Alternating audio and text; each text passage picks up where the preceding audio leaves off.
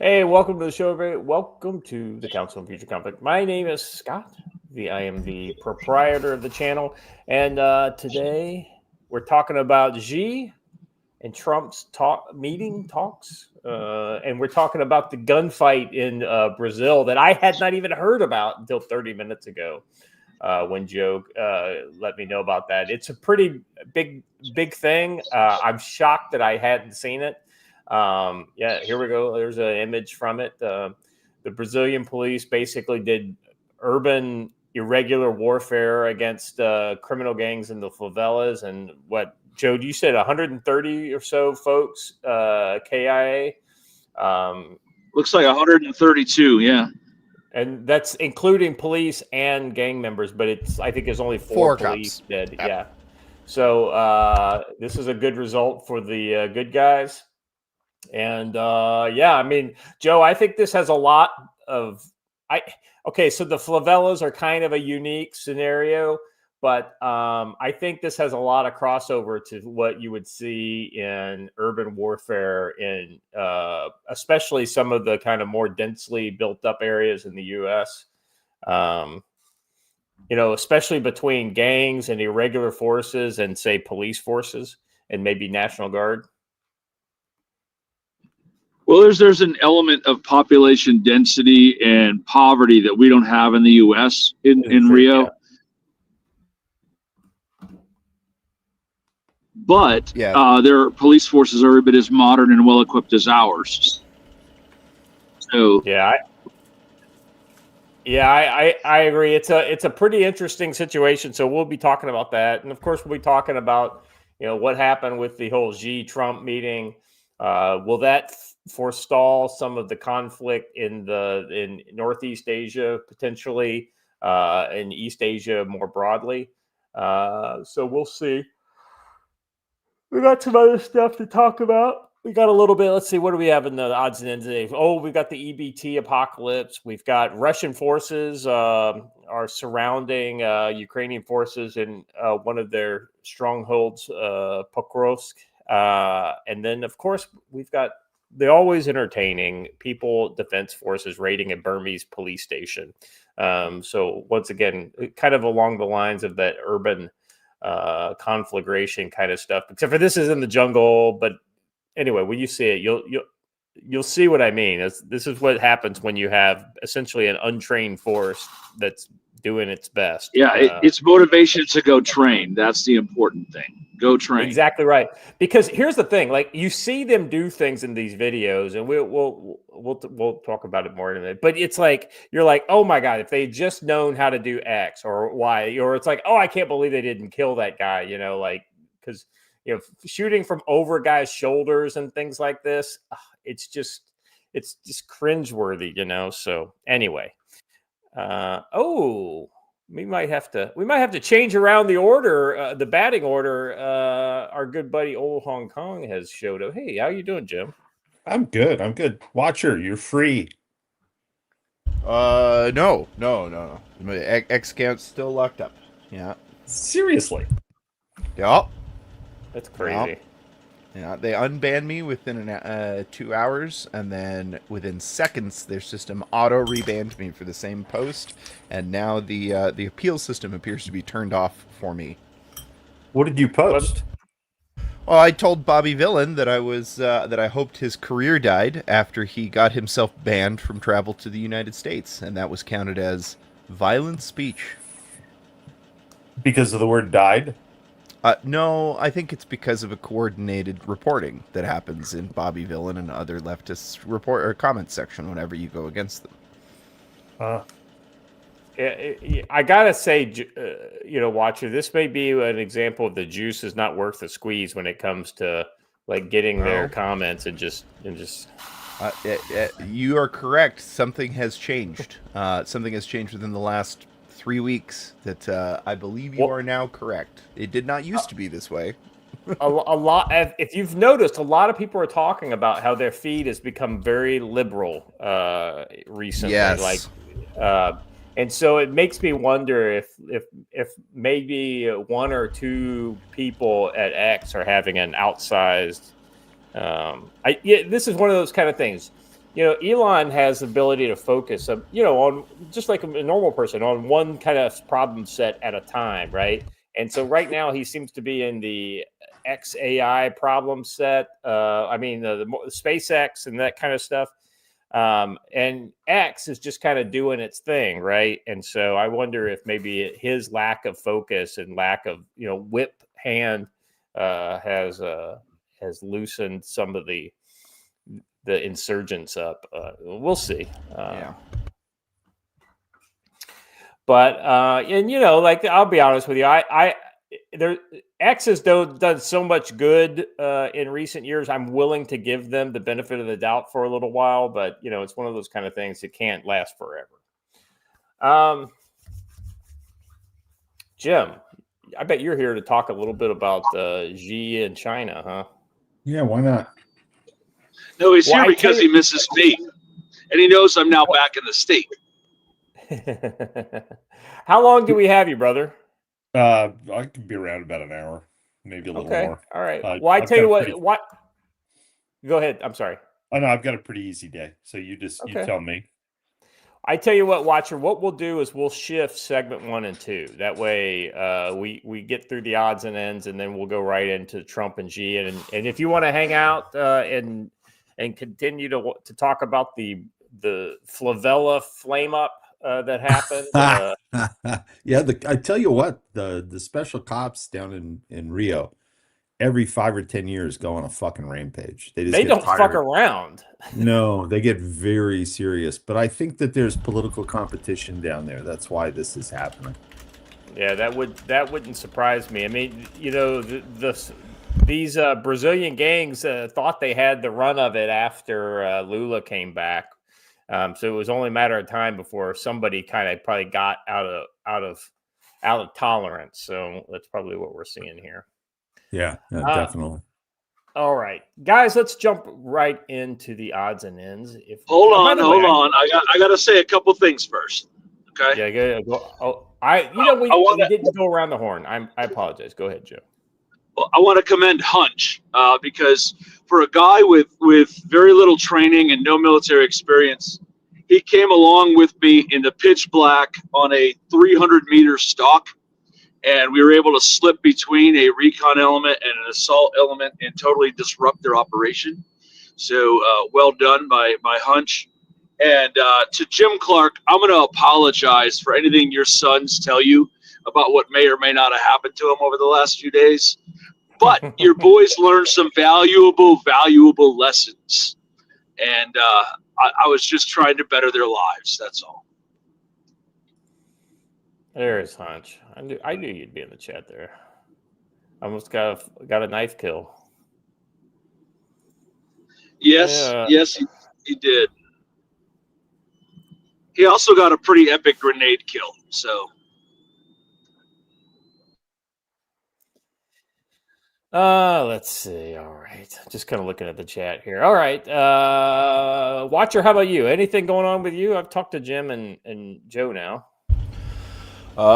Just Halloween stuff for the kids. So that's right. Halloween. This is Halloween morning for you. See, we just finished Halloween night. So weirdly, kind of, but in reality, we did all of our Halloween stuff last night. So Halloween in the States has kind of become a very strange, only pockets of people participate sort of activity. The last several times we've tried to go trick-or-treating with the kids, it has been an utterly depressing bust where nobody has candy and nobody's participating. So you end up going to like 5 or 6 houses all around town that you have to pick, like, oh, the ones who put up a bunch of decorations, they probably are having trick-or-treating. Yeah. So instead, we've started to lean more heavily into the church and community activities, sort of trunk or treating, Trunk or treat, yeah. Or like last night, they did it to where like everybody brought their candy to the church and they set them up in all the different church classrooms, and the kids went around the whole church to all the different classrooms knocking on those doors. It's something at least, right? Shame on America. Shame on you people. This was a great holiday when I was a child. This was one of the things I looked forward to the very most. My kids are also weirdos just like me, so they love getting dressed up. And we've now taken this away from them. Yet another cultural loss. You know, it's the biggest holiday of the year in our house, but I'm pretty sure that this year I'm not going to have any trick-or-treaters. Well, you might have one very large one, but he always dresses as a bear. Yeah. Oh, yeah. I thought you were suggesting it might be Jim, but no, Jim does reverse trick-or-treating. He shows up with food and then leaves. I was gonna say no. I meant Charlie Bear, but yeah, probably. Gentlemen, can I just say that I'm kind of already mourning the day that well, it'll come tomorrow probably. You know how like you get these timeline kind of things, like these are things that happen and they just exist and own your timeline for say a 24-hour period or whatever, and then it goes away because you know that's the way X is. Well, like I'm gonna be sad tomorrow when Sydney Sweeney does not just completely own my timeline like it does today. I mean, I don't know about you guys, Jim. I'm sure you never click on anything that would put Sydney Sweeney in your timeline, but I'm definitely in. That's right. That's right. It's the correct answer, especially if household 6 is anywhere nearby. But yes, Sydney Sweeney. All right. I'm just saying. I'm a red-blooded man. You know, what could I say? All right. Let's move on, shall we? We'll jump right into the odds and ends here. We got we got a little primer on how the PDF here does a police station raid. Joe, you're going to need to see this video. I'll share the link with you in a DM because there's some interesting guns in this video that you're going to want to get a look at. Several that are I was a little bit of a head scratcher for me. So do you want audio? I don't care. You know, okay. It's there's no music on these videos, so that's a good thing. Hold up, you're correct, and I have to stop immediately. Is that a drum mag? Yeah, that's a drum mag. What are we doing here? Yeah, well, you know, he wants to make sure he got maximum scunion down the way. And I just, like, I'm cringing here looking at so they're in the dump truck. Hold on. When Asians are fighting, we always want sound, okay? Yeah. I think for Joe's sake, since he can't see the video, he's got to be able to at least hear it. I think he's right. Okay, so I will try and manage the sound, gentlemen.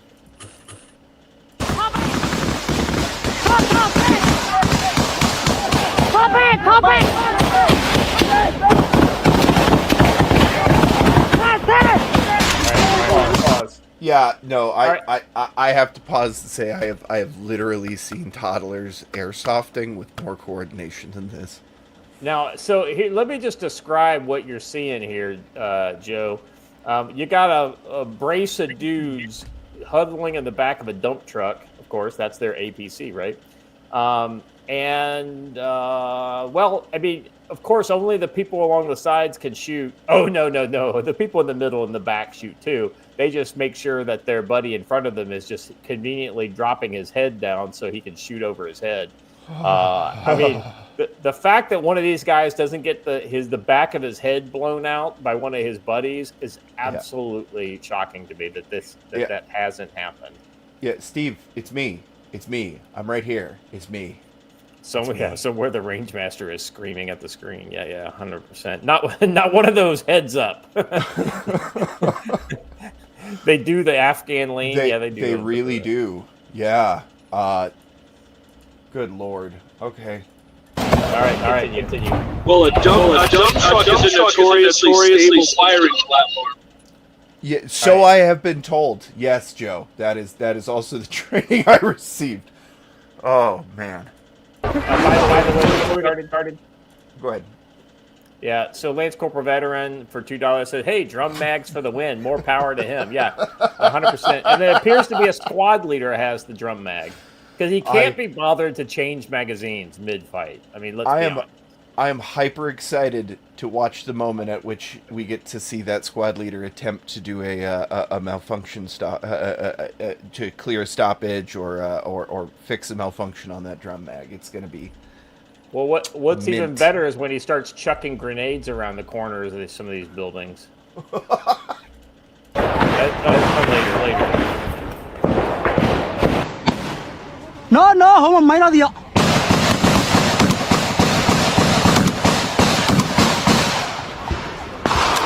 He's a hit. Is that like a plywood wall? What is this? No, it's concrete wall. I mean, like when he hits the wall there, that's why it puffs out. Gotcha.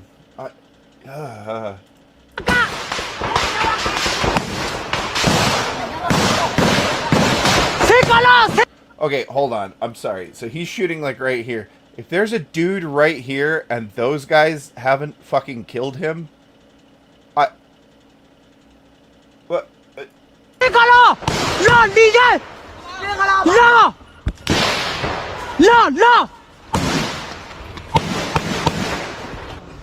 Ô, một khuyên mà bị ô. Anh ly chết.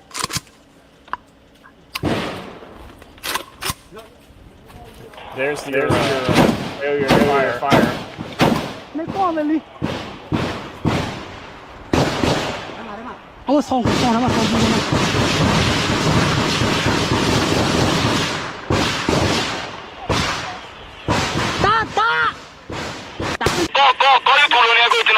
Itu. Tanah, yo tayo tayo mo lang li. Papeta. Ta ko peba. Ta. Ali ya. Ta.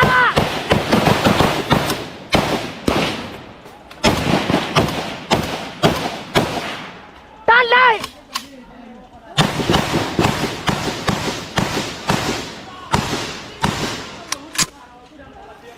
Tanah, peba.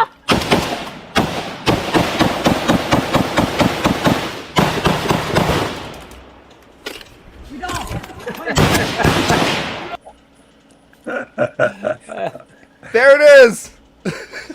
What are you talking about? There it is, like 5 times. I know.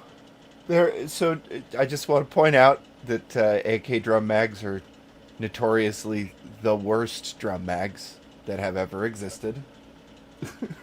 He only had problems with the bottom hand. Yeah, pretty much.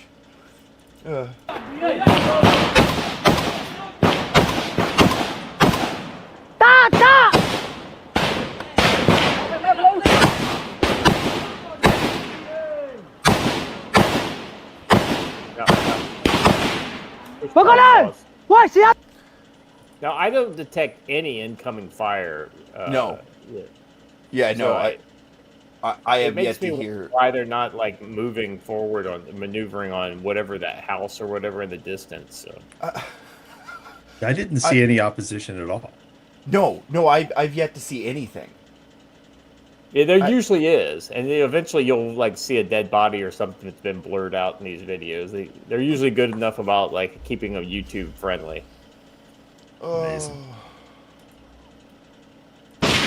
What color? Nana Operacao. Peo. Lo đi xeเลยอ๋อเอาไปถูยาไปlo đi lo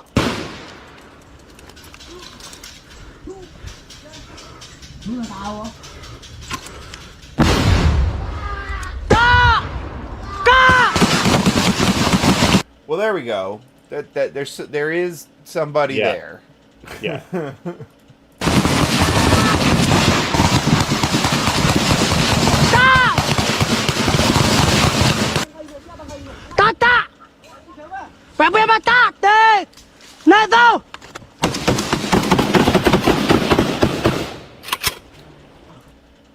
So that, kids, is what we call in the industry acoustic suppression. 啊，报告报告，开没有？打打，报告给我打。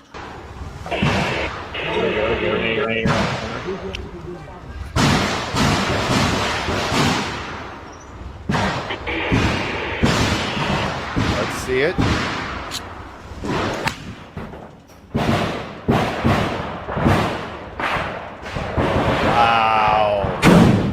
Wow. I think I would have cooked that one off a little bit. That was a long fuse. That's a good 5-second fuse. Yeah, I'd have cooked it off, and you know what? You know what I'd have done? Chinese are getting better at their fuses. Yeah. Well, yeah. I'd have cooked it, and the second, the second that grenade leaves your hand, you know what your hands should be doing? Grabbing something useful. Either the rifle or the other grenade you're about to chuck. Not sitting there waiting. Mm-hmm. Is that a grocery bag full of defensive grenades? 来人了！来人了，快拿了！来人呀！来拿吗 ？Hello。 Oh, there's one of the bad guys. Yeah. So, geez.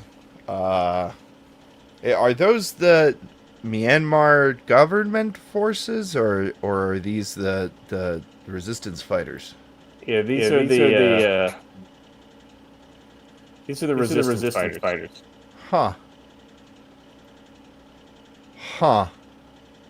Yeah, I almost wonder if it was literally just that one guy.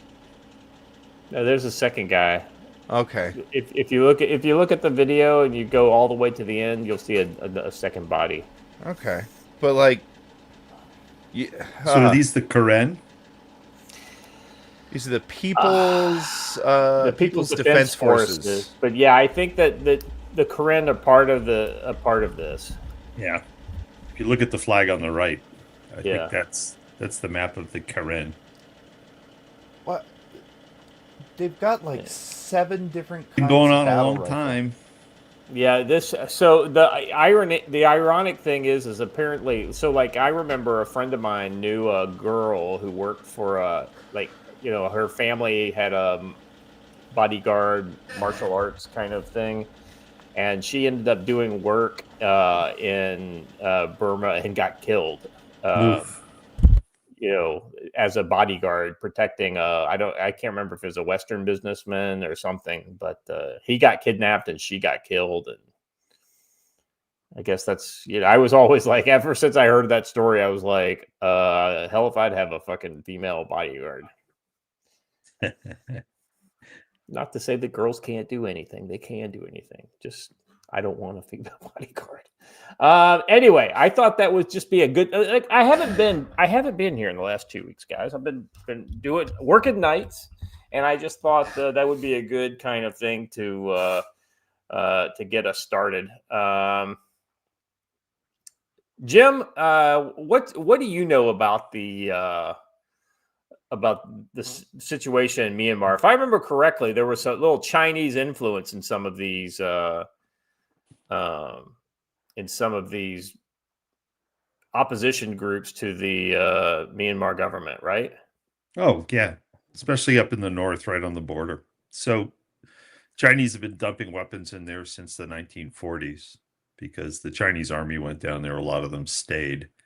And then as the communists began to take over, a lot of people moved into that area of the world because it was a rather uncontrolled place. And a lot of people came from China, so think warlords, relocated from China to that area of Thailand, Cambodia, and Burma, and put up stakes and began raising drugs.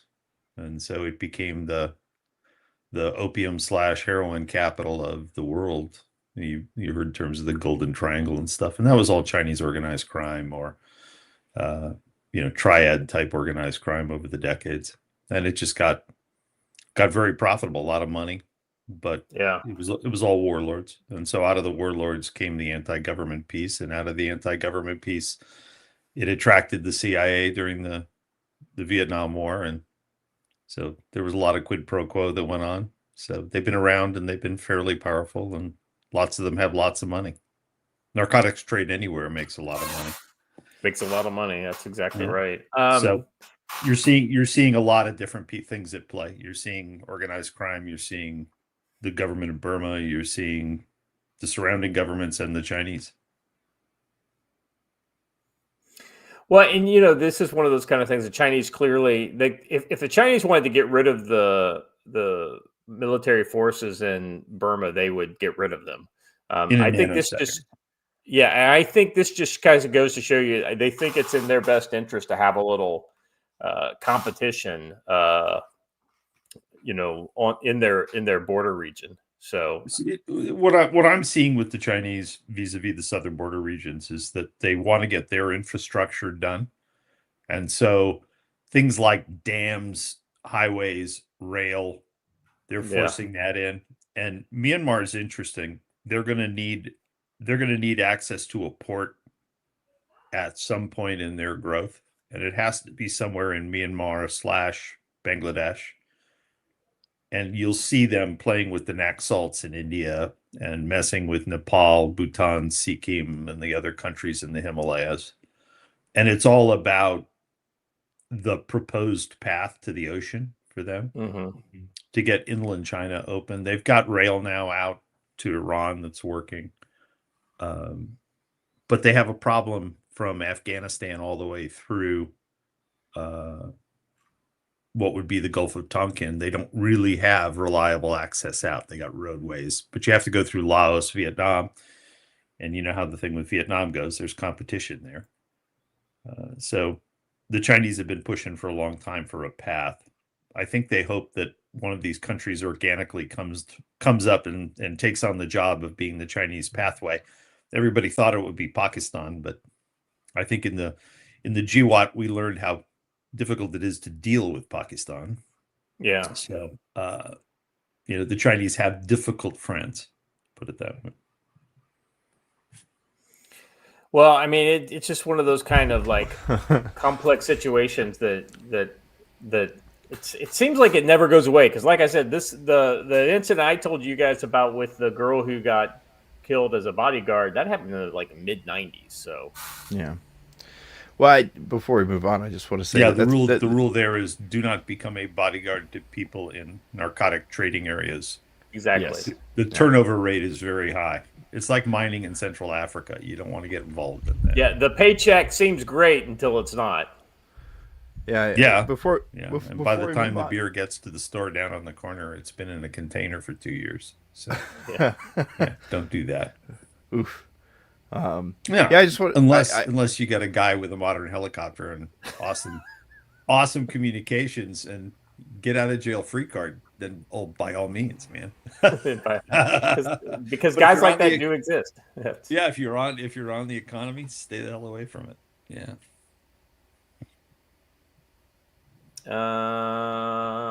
Real quick, Lance Corporal Veteran says for $2 says at least it's not fake battle like other countries. Yeah, well, I mean, let's be honest.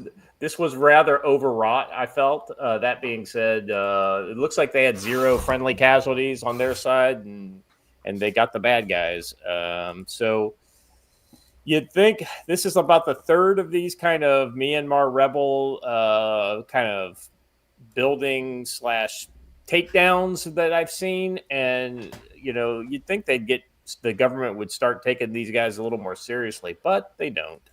That's the way the cookie crumbles sometimes. And this is a mechanism to keep the Indians off guard, right? So the Chinese have been making kissy in the background with the Indian government, but they keep these instabilities on the Indian border fomenting, right? And the Indians have trouble with the Naxals. They had trouble with the folks out of Bangladesh and the various groups that have taken over Bangladesh, and they're trying to remediate it. The Chinese are just trying to keep the infection going, right? They want to keep the inflammation on.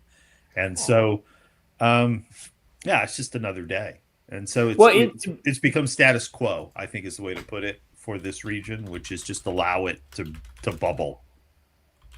You know, the one thing I think we've learned culturally in the last 100 years is that no matter how good it gets in Islamic country, it always devolves. And so, as long as you've got essentially Pakistan and Bangladesh bookending India, you're always going to have centers of problems, like right in their grill.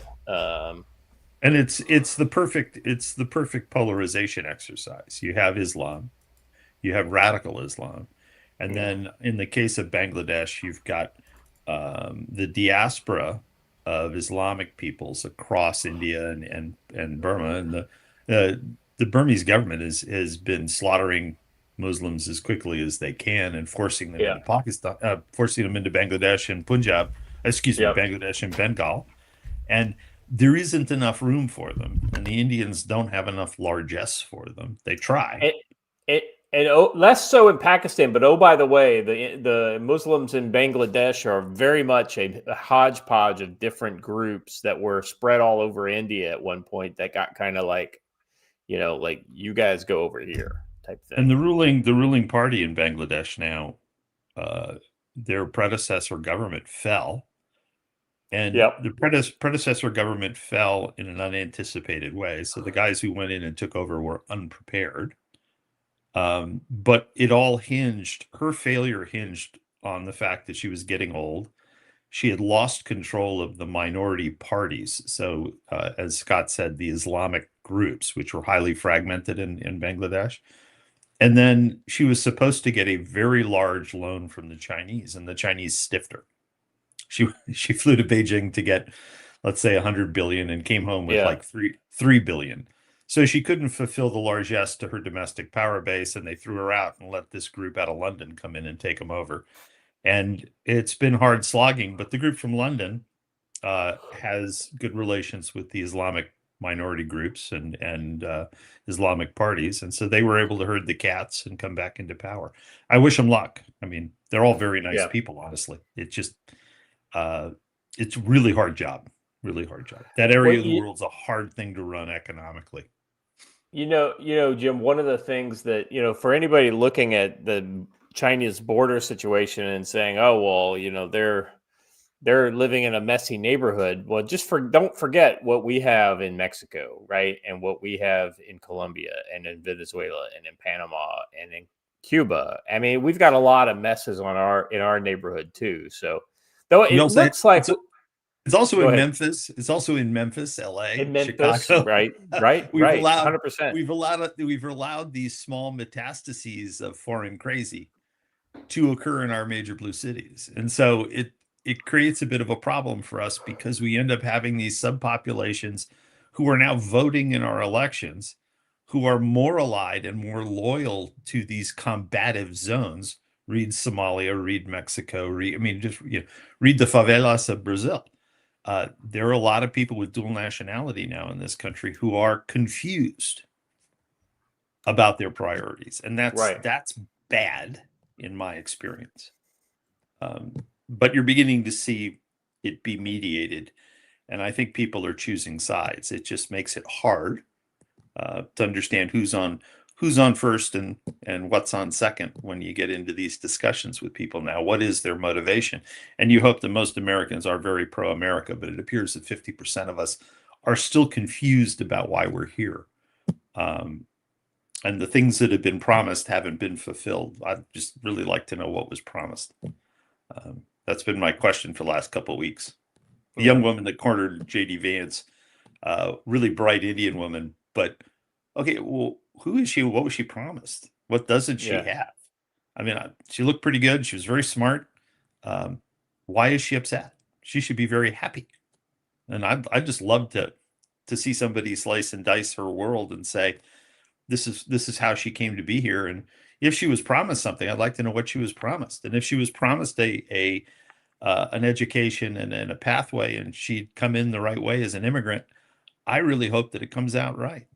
Because I think a lot of these small groups that have come in, including these high-end students from these various countries, they really aren't spoken to. They come in and kind of then run their own world. I think we need to spend more time chatting to them and figuring out what their goals are. Why are they here? And among the Chinese foreign students, the PRC oriented Chinese foreign students, we need to have that conversation in a very formal way. And I don't think that's been done. No, I think you're exactly right. All right, let's move on, shall we? We haven't touched on Ukraine and Russia for a while, so I thought we would check in. And oh, by the way, one of the kind of focal points that we've mentioned in recent years, I hate to say it, but now we've been talking about within the last year, we've kind of talked about is the area, the city of Pokrovsk, which is basically a strong point along the line. And one of the things that I had talked about is so basically you got the city here, and the Russians have come in from the south, right? Now they're coming in from the north, and essentially what they've done is they started to close the pinchers on these. And by all reports, there are significant Ukrainian forces trapped inside this pocket, and Putin is basically getting ready to push a bunch of forces in there to kind of seal the deal, and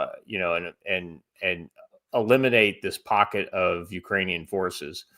Let me read the story here a little bit. After a bloody year of assaults at great cost in troops and equipment, Russian forces are now fighting inside the key Ukrainian logistics hub of Pokrovsk. Now, one of the things that this city is key is because of its rail and road networks that make it a key logistics point along the kind of the defensive line between north and south. Let's see. Ukrainian Russian officials say the extent of the advance, however, is in dispute. Russian President Vladimir Putin on Wednesday claimed the city was now encircled, something the Ukrainian military has denied. Pokrovsk has been a major focus of fighting in the east because of its importance to both sides. Not only does it straddle the major rail line and several highways, but it's part of a string of fortified cities in Ukraine's Donetsk region that have so far prevented Russia from taking all the area over and pushing deeper into Ukraine. But once this city is gone, there's a kind of a big area that Russia would be able to kind of pour into. And once they kind of push in deeper into Ukraine, then that makes it much more tenuous for the other strong points on the line to hold. And it would be a major battlefield geometry shift that would not be in the Ukrainians' favor. Let's see. The enemy. Okay, so this is a Ukrainian quote. The enemy has managed to drag several hundred infantrymen into the city and continues to infiltrate deeper into populated areas, expanding their sabotage and reconnaissance activities. This is a Ukrainian deep state open source tracking group claimed on Wednesday that that's what they call it. The deep state is the name, I guess. The assessment lines up with statements from Ukrainian President Vladimir Zelensky made on Tuesday. About 200 Russian troops have entered Pokrovsk. The Ukrainian leader acknowledged that he was providing a conservative estimate of Russia's presence in Pokrovsk. At one point, Russian forces managed to raise their tricolor flag in Pokrovsk, but that was reportedly quickly destroyed by a drone. So just because the flag was destroyed by a drone doesn't mean that the Russian soldiers aren't still there. And Joe, let me get you in on this. If the Ukrainians admit there are any Russian soldiers there, what does that really mean? Take their estimate and increase it by a factor of 10. Yeah, that's probably right. The fact that they're giving the Russians any credit at all means it's a significant win on the Russians' part. And we're seeing that Russian flag. I believe this is the road leading out of Pokrovsk.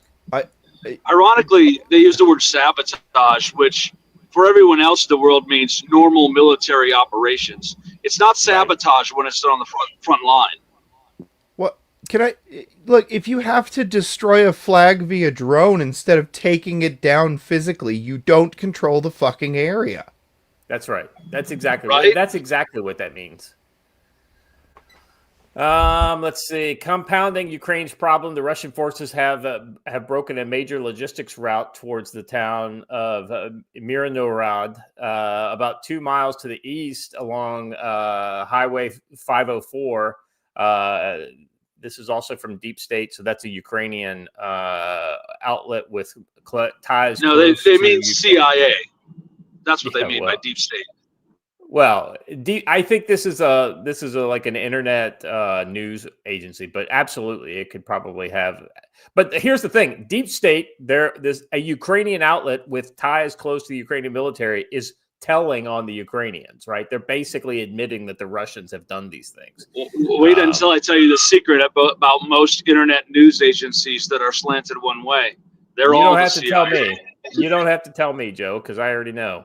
In addition, Russian forces have entered the southeast outskirts of Mirnorod, putting additional pressure on Pokrovsk, according to the Institute for the Study of War. The situation is very difficult because a significant part of the city has already been infiltrated by occupiers. Love the colored language there. They're still building up their presence more and more. Yeah, they keep coming because there are a lot more Russians than there are Ukrainians trying to completely. Actually, let me back up that story for a second, because if you ask the average Donetsk resident who the occupier is versus the liberator, you might get a different answer than the news agency wants you to believe. Yeah. You're not wrong. Let's say they're building up their presence more and more. They're trying to completely saturate the city with their forces. When they encounter our positions, they engage in firefights, because of course they do, because they're in a war. That's how wars go. It's called war. Yeah. Russia's been able to gain ground around Pokrovsk in large measure by changing tactics from massive frontal assaults to small groups of troops who have entered the city, set up drone operations, creating havoc on Ukraine's ability to hold ground and supply its troops. Yeah, see, Joe, that's what they mean by saboteurs. Effective tactics. Like when they're not effective, they don't have to worry about calling them saboteurs. They're just, bad guys. But when they're good, they're saboteurs because it's not fair. They're let's see. This next video, I think, is Russian troops in the city. Drone. Let's see. Yeah, play the video right there. I think it's both ground forces and drones. And it's Russian music, so you don't have to play the audio.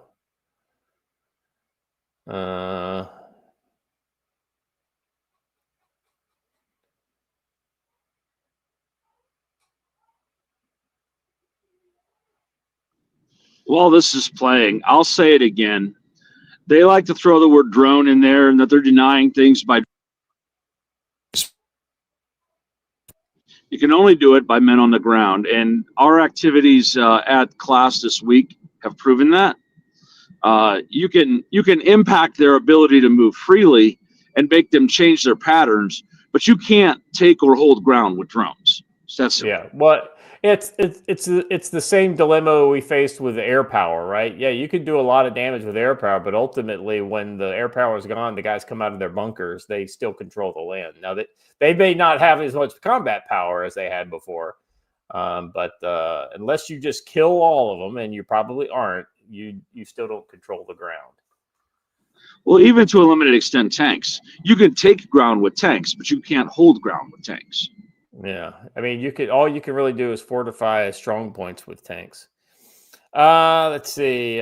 Meanwhile, there's a large buildup of Russian troops and equipment preparing to take advantage of the current gains. Enemy groups have managed to penetrate the city and tend to advance northwest and north of Pokrovsk. The 7th Corps of Ukrainian Airborne Assault Troops, which oversees military operations area, explained on Wednesday. In total, Russian troops have amassed nearly 27,000 troops, approximately 100 tanks, and up to 260 armored combat vehicles, and up to 160 artillery pieces. Still, Ukraine continues to impose heavy costs on Russian troops. Yeah, I mean, of course, when you're on the offense, you're going to incur a lot of losses. I mean, it's usually in order to get one bad guy, you have to expend 3, right? It's a 3-to-1 ratio in the offense at a minimum, right? That in order to be successful. Ideally, you want a much bigger ratio, but let's see. So, guys, I mean, it's, like, all my sympathy for these guys in the trenches and in these Ukrainian guys who are fighting hard for their country. Like I said, I've never pointed the fingers at the brave soldiers in the trenches, but there's brave soldiers in the trenches on both sides, all led by, let's be honest, authoritarian, deluded leaders on both sides. This is the reason why I think that peace is the only answer in this country. Because it's just a meat grinder for their youth at this point. I don't know. You guys got anything else on that? Otherwise, I think that's pretty much it. Just the end of a long story that we've been covering with Pokrovsk. It's the same playbook over and over again by the Russians. They're really good at this. And you're right. It's a meat grinder on both sides. Peace is the answer. And, like I'm looking in the comments of this story, right? And it's like, provide a few hundred JASMs and you could likely shut down what's left of all of Russia's refining. I mean, all these guys have got these great military plans, but ultimately, this is not Those are all business. people who don't know anything for real, Exactly. and they're grasping at hope. Jim, what's your kind of take on this kind of on-growing meat grinder? God, it's such a Slavic thing, I know, right? It's the two guys in the bar yelling at each other, and every now and then they take a swing. I feel like Joe. I kind of feel horrible for the young kids who've been thrown into the machine, but the Ukrainians just don't have the force structure to protect against this kind of monotonous, repetitive ground work that the Russians do. But I don't know how long the Russians can keep this up either. People say forever, but it's the point. I think Donald Trump is right, and I know half the country goes batshit when they hear that. But this is just ridiculous. Nobody's gaining anything, and it's a grudge match. So the only thing worth owning is the mining rights and some of the wheat production in this area. The mining rights are important, metal rights are important, but somebody's going to have to put a gazillions of dollars into this space to rebuild it, much like Gaza, right? So a good outcome would be that there's a demilitarization of Donetsk and Luhansk and these areas. It'd take a while. The hard part is who's going to pay to rebuild it and reintegrate it, and will it be built and reintegrated in the way of Europe, or will it be built and integrated in the way of Russia and Russia's buddy China? So China's playing a game where they're trying to build, keep, hold access to the European market. They're playing the Hungary card. They're playing the Belarusian card. The EU is wise to them. But if there's a settlement in this place, it'll create a vacuum. And I have a feeling the Chinese and the Russians will fill it with Chinese production capacity for the European market. And that needs to be kept in mind long term. Europeans don't want that. I think you're right on the money. All right. Jim, if you're still good to hold out for a little bit longer, I want to hit this EBT story. Yeah, I'm fine. Keep going. Okay. All right. The final odds and ends today is the coming EBT apocalypse, and I just thought when you start looking at the faces in the crowd of the horde going after, well, let's be honest, the only thing they want is food. That's all they want with all their SNAP benefits and EBT cards. They want food. That's all they want. Well, the hungry hordes as they break into Whole Foods over the weekend. I just want you to see some of the faces that you'll be seeing in the crowd here. Delightful people. Let's listen to this lady, this fine young lady. She looks like a scholar. Their families, and the government complains. And next week, when millions of people are going to have to resort to possibly stealing in order to feed themselves and their families. And the government complains because they will complain about the crime rate going up, even though they're the ones who fucking did it. Mm-hmm. Make sure you point your anger at the system and the people at the top, because they're the ones who took the food away from families and poor people and starving children. The poor people just want to eat. They just want to survive like the rest of us. They just want to keep living like the rest of us. So when you see them stealing, because you will, because they're going to have to, make sure your anger isn't directed at the individual. Has anybody called ICE to check her chin for possible migrants hiding in there? I got an opinion on that. She'd eat her cat. Oh my god! Oh my god! Or he would eat her cat. Well, this lady runs past Whole Foods and goes straight to the liquor store, if you ask me. But that's just neither here nor there. If you look at those meat hooks that she's got, I mean, those fingers are like sausages. All right, let's go on to the next fine scholar. Oh god, yeah. So this is just if you're ever just need some motivation in your life, EBT of TikTok. That's the way to go. Oh yeah. Okay, say it with me. If you see someone stealing food, no, you didn't. If you see someone with a red hat, yes, you did. Okay. Going back to the whole kind of like confirmation bias, like with the facial the nose tattoos and like I'm gonna tattoo this, whatever this is.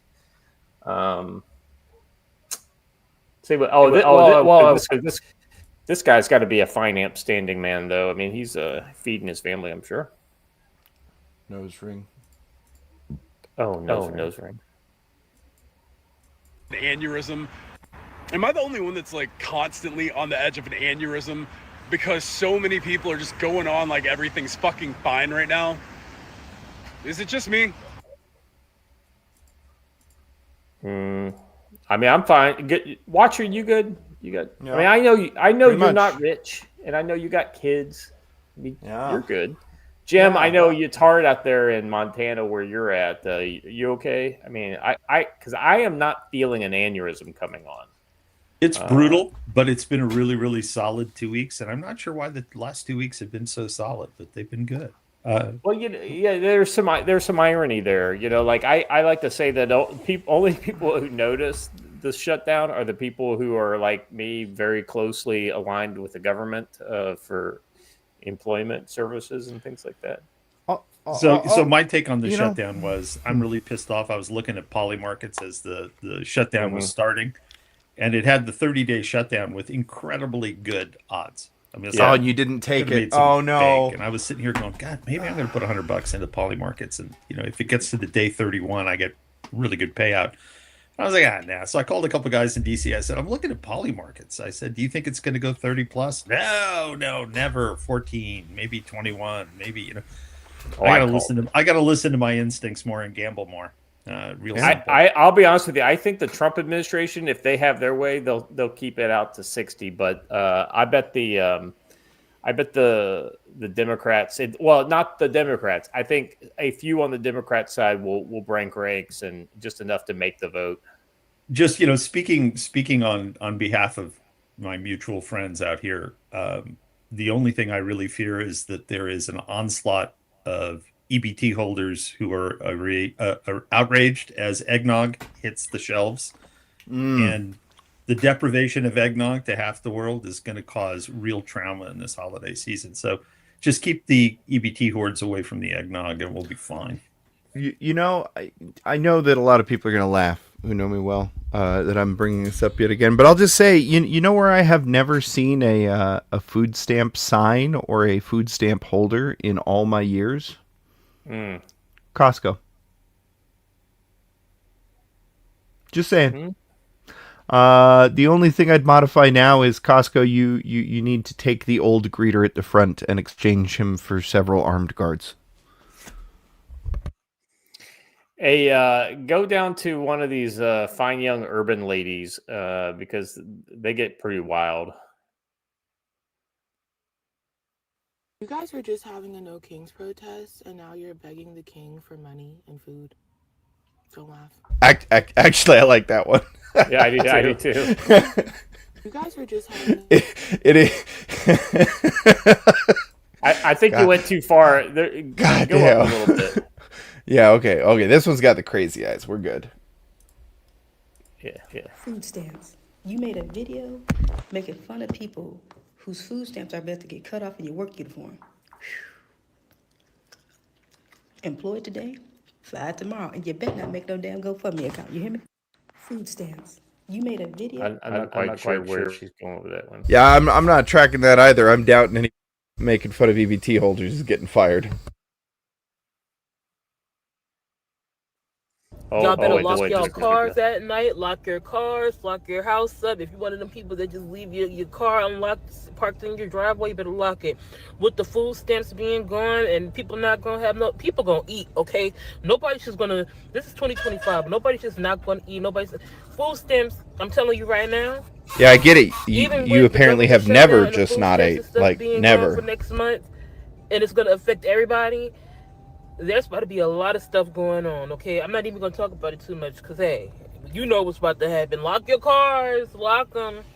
Y'all better lock your cars. Yeah. There's probably a loaf of bread in that BMW 7 Series parked on the side of the road. I mean, I'm just saying.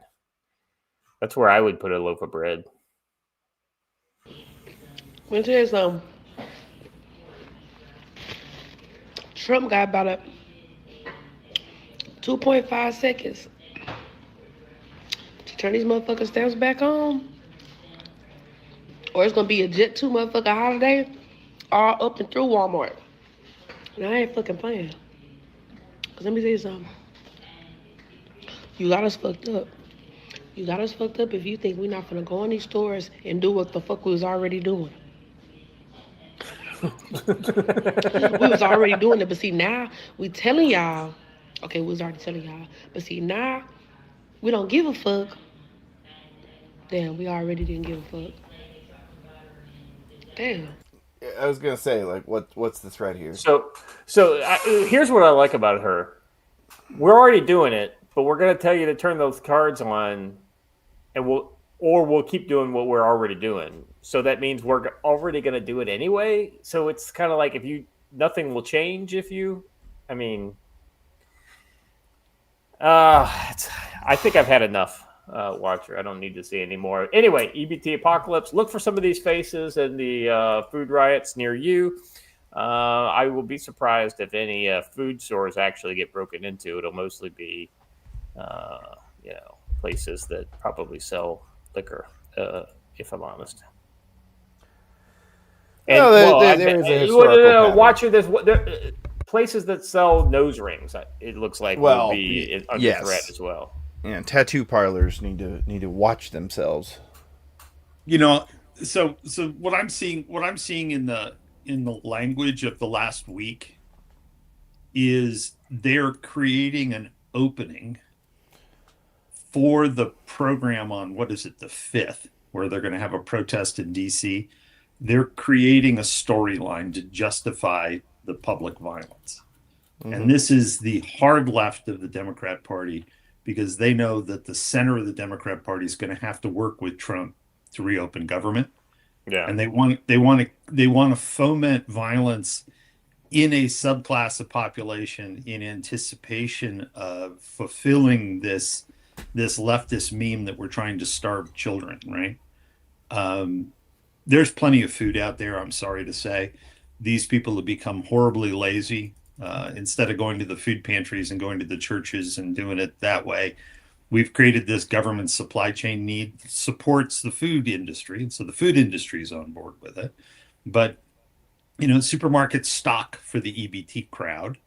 Mm-hmm. And it's become a massive piece of industry in the last 5-10 years. It needs to be taken down, and it needs to be pushed into the local economy where you have food banks and surplus food and wastage and agricultural surpluses that aren't being taken up. We really need to reevaluate how we do this. And this is a good time, but the left is going to put people on the streets. And that's why this program on November 5th is being marketed, right? And if you look at who's marketing it, it's the same goddamn people who've been doing it all along. Acorn, Yep. Socialist Workers Party, Occupy. And it's all backed by the two young people that run Indivisible. And Indivisible is 100% funded by Soros and other offshore billionaires. So the game is afoot. We know what's going to happen. And what I'm hearing is the language of the spin up to it as they agitate the crowd. So just be aware that a lot of these folks, a lot of these young folks who never had jobs, have 3 to 5 kids, aren't used to having to do anything. And they're going to be angry. But that's not who's going to be in the crowds. They're just going to be stealing. Yeah, for my money, it'll be interesting when we finally connect some of these funding sources to PRC funds, because I feel like that moment is either already happened and we know about it and they don't want to cause trouble, or it's getting ready to happen and it would blow the whole thing up. Well, it's not only PRC funds, but it's people associated with the reallocation of power in the non-dollar world, right? So billionaires that are invested in Asia and the Middle East who are anti-American, and they're very public about being anti-American, are the conduit to fund this. So they get a deal. Yeah. They make their money out of placating China and other countries. And so, they'll throw 10, 20, $30 million in a bucket just to agitate the United States in an election year. And that's what you're seeing is they want people to win the midterms. You're seeing it in the Commonwealth of Virginia with Spanberger running against Sears. Sears is a better candidate. Spanberger's a lunatic, but Spanberger may win because she's been getting so much out-of-state money. And the fact that she's historically employed by the CIA may have been seen as a benefit 5 years ago, but I see it as a terrific negative. I'd much rather have a female Marine Corps NCO as a candidate for governor of Commonwealth, and we're seeing the same thing up in the north. If you notice the demographic model that they have, they got 2 females, one CIA, one Navy, both blonde, and they've got their own demographic. This is a planned thing. The problem is they're 24 months behind on where the country is. They had no idea it would degrade the way it has. So both of these female candidates who were shoo-ins a year ago are now threatened, which I'm very pleased by. All right. Let's see. I think. Let's see. Joe is not back. We can't talk about tactical-wisdom.com. I'll do the brush beater ad. Got it right here. All right. Tonight we're discussing the brutal Brazilian gunfight against gangs in the favelas that claimed over 130 lives. Textbook urban irregular warfare. And on the other end of the scale, we've got high-stakes Xi-Trump meeting shaking global powers. I mean, it's big meetings like this that can change the things all over the world. So whether it's change coming from global shifts or high-end firefights, preparing for everything, Brush Beater has got you covered. Enter our sponsor, led by NC Scout, a.k.a. Matt, with training and gear forged for the fray. When urban battles rage and world leaders clash, Brush Beater's RTO course delivers secure comms to navigate narrow alleys or tense negotiations, keeping your team synced in the heat. Advanced RTO course, where you'll master signal intelligence, electronic warfare, to outflank gangs or to eavesdrop on enemy chatter. Tactical combat casualty care course trains you to stabilize the wounded fast. Essential for favela extraction operations or crisis response. For razor-sharp targeting in tight spaces, the Kyber Optics MDO brings you close emitter red dot with shake awake and 50,000-hour battle life, built for irregular warfare. Hone your skills and get your gear at Brush Beater's Yanceyville, North Carolina training facility and shop. Shop brushbeater.store/collections/trainings or collections/optics. and use code CFC10 for 5% off all courses, optics, medical kits, or gear. Orders over $100 shipped for free. Big thanks to Matt at Brushbeater Store for backing the Council on Future Conflict. Visit Brushbeater Store, enter CFC10, and gear up for the regular fight. All right, now back to the show. You know, if only those guys in Burma had more, Baofeng radios and better training, they would probably have been a little more effective in that fight. I'm just saying. Hell, they might have already won. They may have already overthrown won. the government by now. That's exactly right. All right, let's switch gears to the Trump-Xi meeting. Now, Jim, I want to go down this list of things that are kind of like, these are kind of important headlines that kind of came out of this, and then I'll throw it to you for your kind of take. All right, so here we go. We got China to buy at least 25 metric tons of soy per year, 25 million metric tons of soy per year, 25 million metric tons per year for the next 3 years. Other countries will buy 19 million metric tons of U.S. soybeans. China deal signature is possibly next week. Expect the TikTok deal to go forward in weeks. U.S. agreed to cut in half its fentanyl-related tariff on Chinese goods in return for reducing fentanyl precursor chemical flows. China committed to reducing precursor flows on fentanyl. U.S. suspended new rule on entity list. China's Xi unilaterally expressed interest in U.S. pipeline project in Alaska. U.S. is behind China on nuclear power, but will catch up. It's all hands on deck for nuclear power. What did I miss there? Just laughing at a few of these, like China. The thing that I find most intriguing is the Korean submarine deal. Oh, right, yeah. That one to me sums this up. And if there's one thing that's going to cause Xi to lose his mind, it's going to be that deal. And the PRC will do everything in its power to scuttle that deal. Well, the interesting thing is that my understanding is that this is a Korean submarine to be built in the Philly shipyard that, as of right now, can't build a nuclear submarine. So, and then a lot of people in Korea are really worried that Trump's going to pull out the rug at the last minute on them because they kind of saw that as what happened in his previous administration. It's an interesting thing because it's capacity building, and we need the capacity building. And the Philly shipyard would be a good place to do it because you have organized labor, which is kind of important in 10-year projects. You got to keep people at the table. And building submarines, especially nuclear submarines, is going to be a 10-year program. Right? Well, the Koreans said that they would bring a lot of skilled labor over, but they would also be tapping into a huge U.S. labor force. I'll be honest with you. If you were to revitalize shipbuilding in the U.S. and get naval shipbuilding underway, or at least the facilities constructed by the end of the administration, that's a strong thing to potentially carry some of the precincts in Philadelphia towards the Republican Party. You also the Koreans have incredibly good industrial skill. And bringing it to bear in an American context is very important. And it'll be important for the Koreans, too, because they're at the point where it's hard to compete with the Chinese. And the Chinese will undercut pricing. And it puts a huge amount of pressure. The Koreans and the Chinese put pressure on Japan shipbuilding. A lot of shipbuilding moved to China. A lot of shipbuilding moved to Korea. Korea will become bypassed if they can't figure out a mechanism to leverage their infrastructure and capabilities. This gives them an outlet that isn't tied to China. I think it's a brilliant move.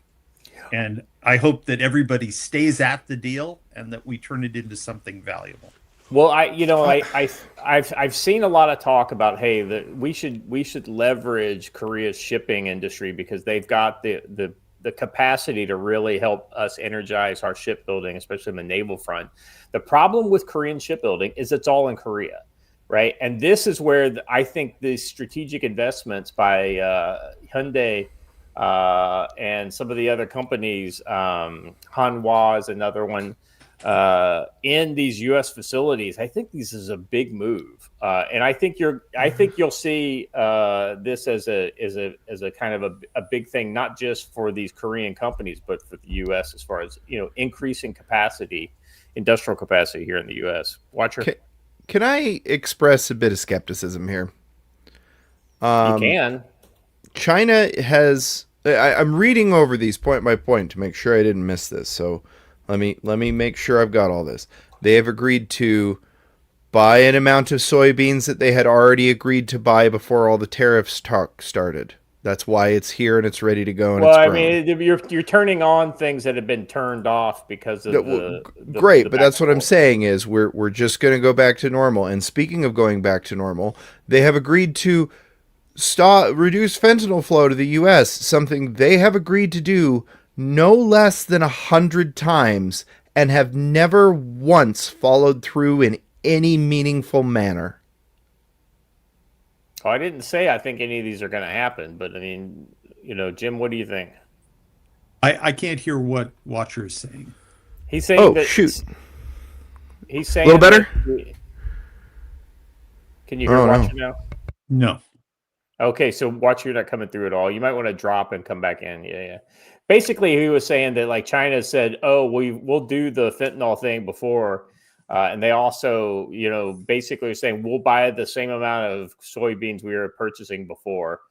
I think it's a little disingenuous, but I think I know where he's going with that. What's your kind of initial take on that? Watcher, can we hear you now? Yeah, well, hopefully. I can I hear got you. Jim, can you. Okay. Sounds like all you right. put the old record player on, but I got you. Oh, good. Yeah, it is a little creaky, but that's okay. We can hear you fine. So, Watcher, go ahead and just repeat your question.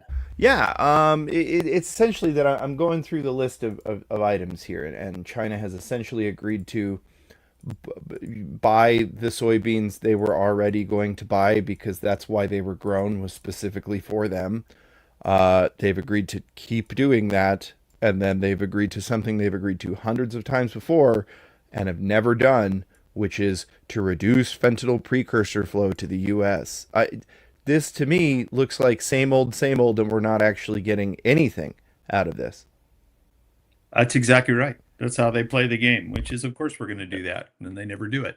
And there's no mechanism of enforcement other than what Trump has been doing, which is you have this scale of, we're going to hit you with an extra 20%. And you have to hit a mid-cycle where stuff is in transit, orders have been placed. Yeah. Because you have to cause pain to the manufacturing class, the independent manufacturers, because that's the only way to put pressure on the party. And I think it had a lot to do with this outcome, was that the manufacturing class in China, which is beholden to the party, is angry, and they've been constrained and they've been hurt, and they've had to race around the world and figure out back channel solutions to all their markets. So she had to do this, and you combine it with the purge in the PLA, and it's clear that everything's not happy in Zhongnanhai. There's conflict going on within the higher levels of the party. And so there's had to be this kind of slow down of the, angry anti-Trump rhetoric out of the party to see what they can stop. And this is like always, it's a long game stalling tactic. They push, and then they slow down and pretend to cooperate. And then everything you see in the agreement will be renegotiated piecemeal until somebody in the White House 4 years, 8 years on says, well, that's not what we agreed to, right? So it's that whipsaw effect over 5 and 10 year cycles the Chinese are very effective at because they gain incrementally. The place that China is going to have to really be careful is on the seas, in the South China Sea, in the North Sea, the Yellow Sea with the Koreans and the Japanese. They've pushed too far, and the military thing is not as forgiving as the trade thing. Yeah, I'm just curious when we start boarding and or droning Chinese ships coming over that have precursor on them. You want to talk? Look, we're calling the Venezuelan government a terrorist organization over their involvement with basically cocaine, right?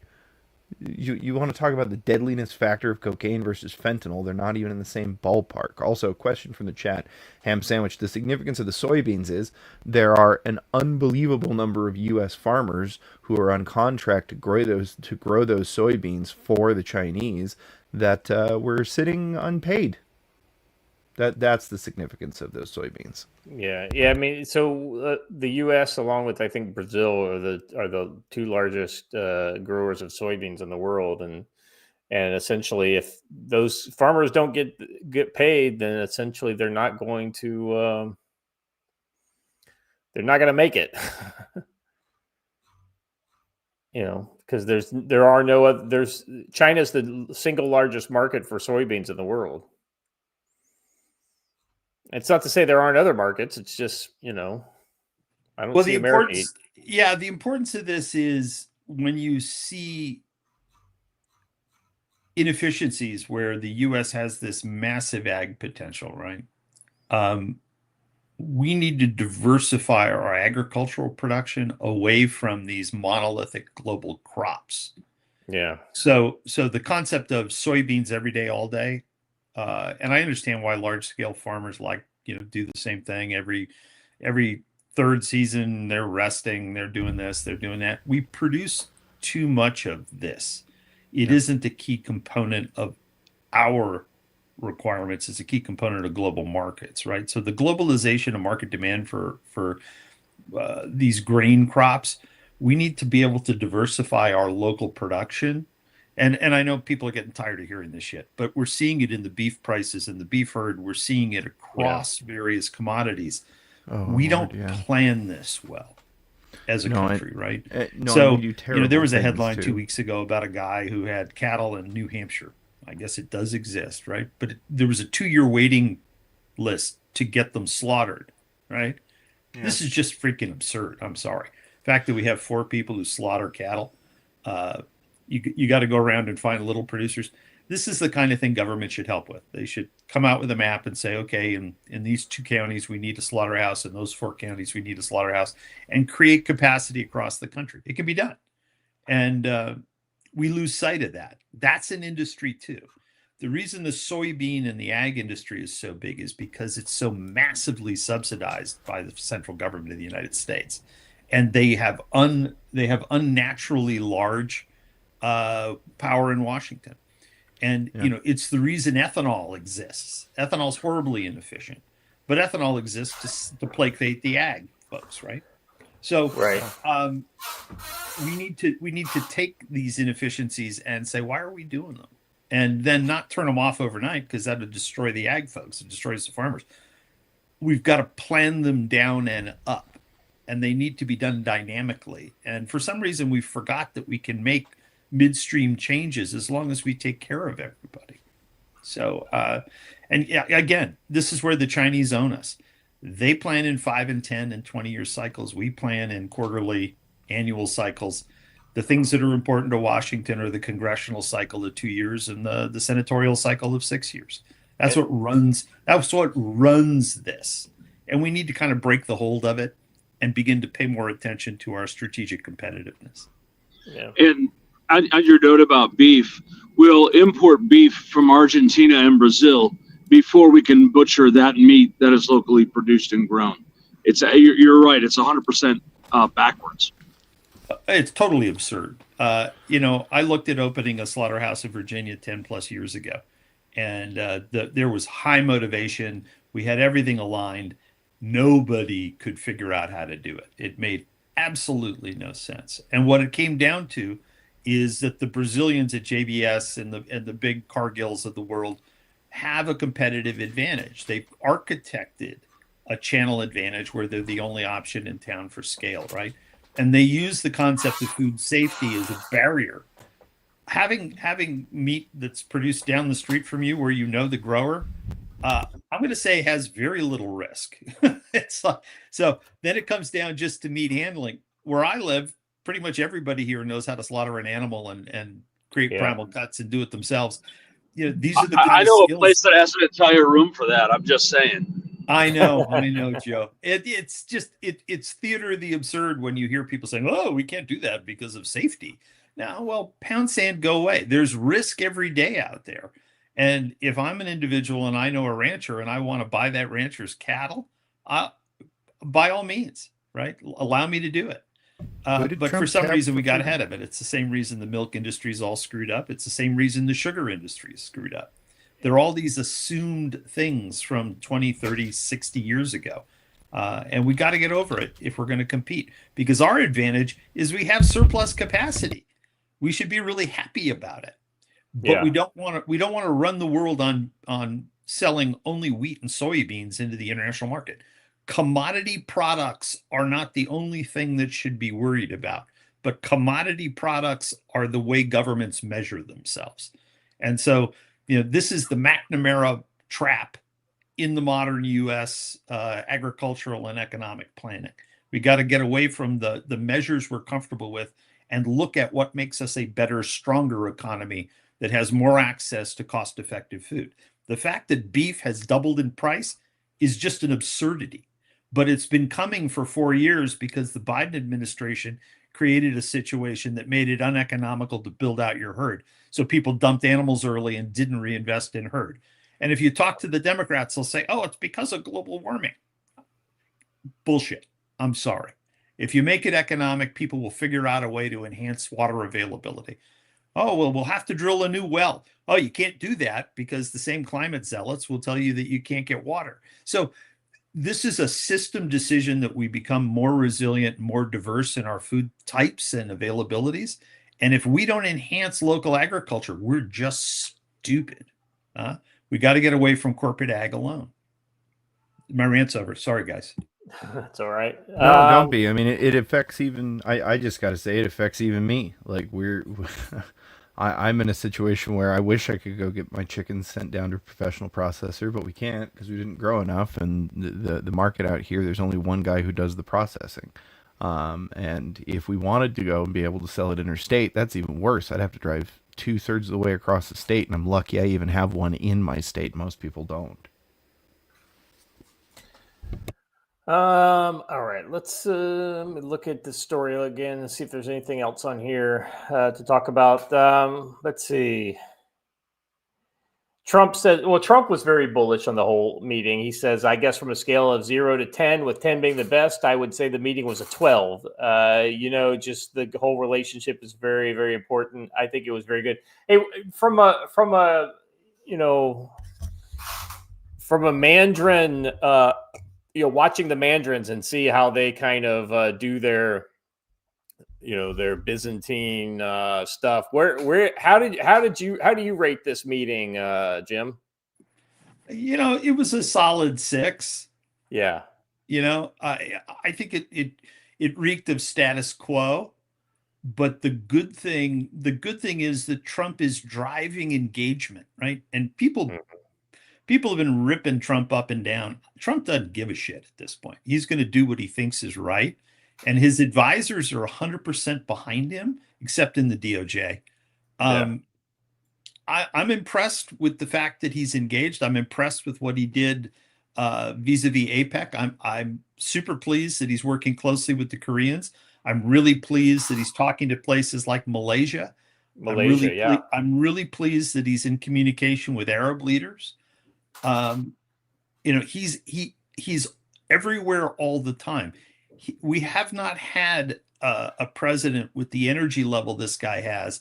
And even if he's batting 500, he's doing better than anybody in recent history at resolving issues because he's willing to surface the issues. He surfaces them and everybody's like, oh, he didn't succeed or he didn't get what he wanted. He didn't get 100%. He's engaging the problem. We haven't seen this in a long time. And with Obama, he had a lot of energy, but he only wanted to engage the really high end kind of meetings. Like he wanted to talk to the Frances and the Englands and the Russias and the Chinas. But it's like if you were a second tier country, you might as well just kind of lump it, right? Whereas Trump, I mean, he's making peace between Thailand and Cambodia, 2 countries that maybe a lot of Americans have never even heard of, right? Much less be able to point them out on a map. And he's going out of his way to make peace between these countries. Trump. So this is what I see with Trump is in Trump, you've got a guy who's a successful guy who's willing to get his hands dirty. He will go into a deal and put his hands on it. Yeah. And a guy like Obama would go to the cocktail circuit, circle a problem, be there physically, talk to people, disappear, and then 3 months later he drops drones on people in Yemen, right? Right.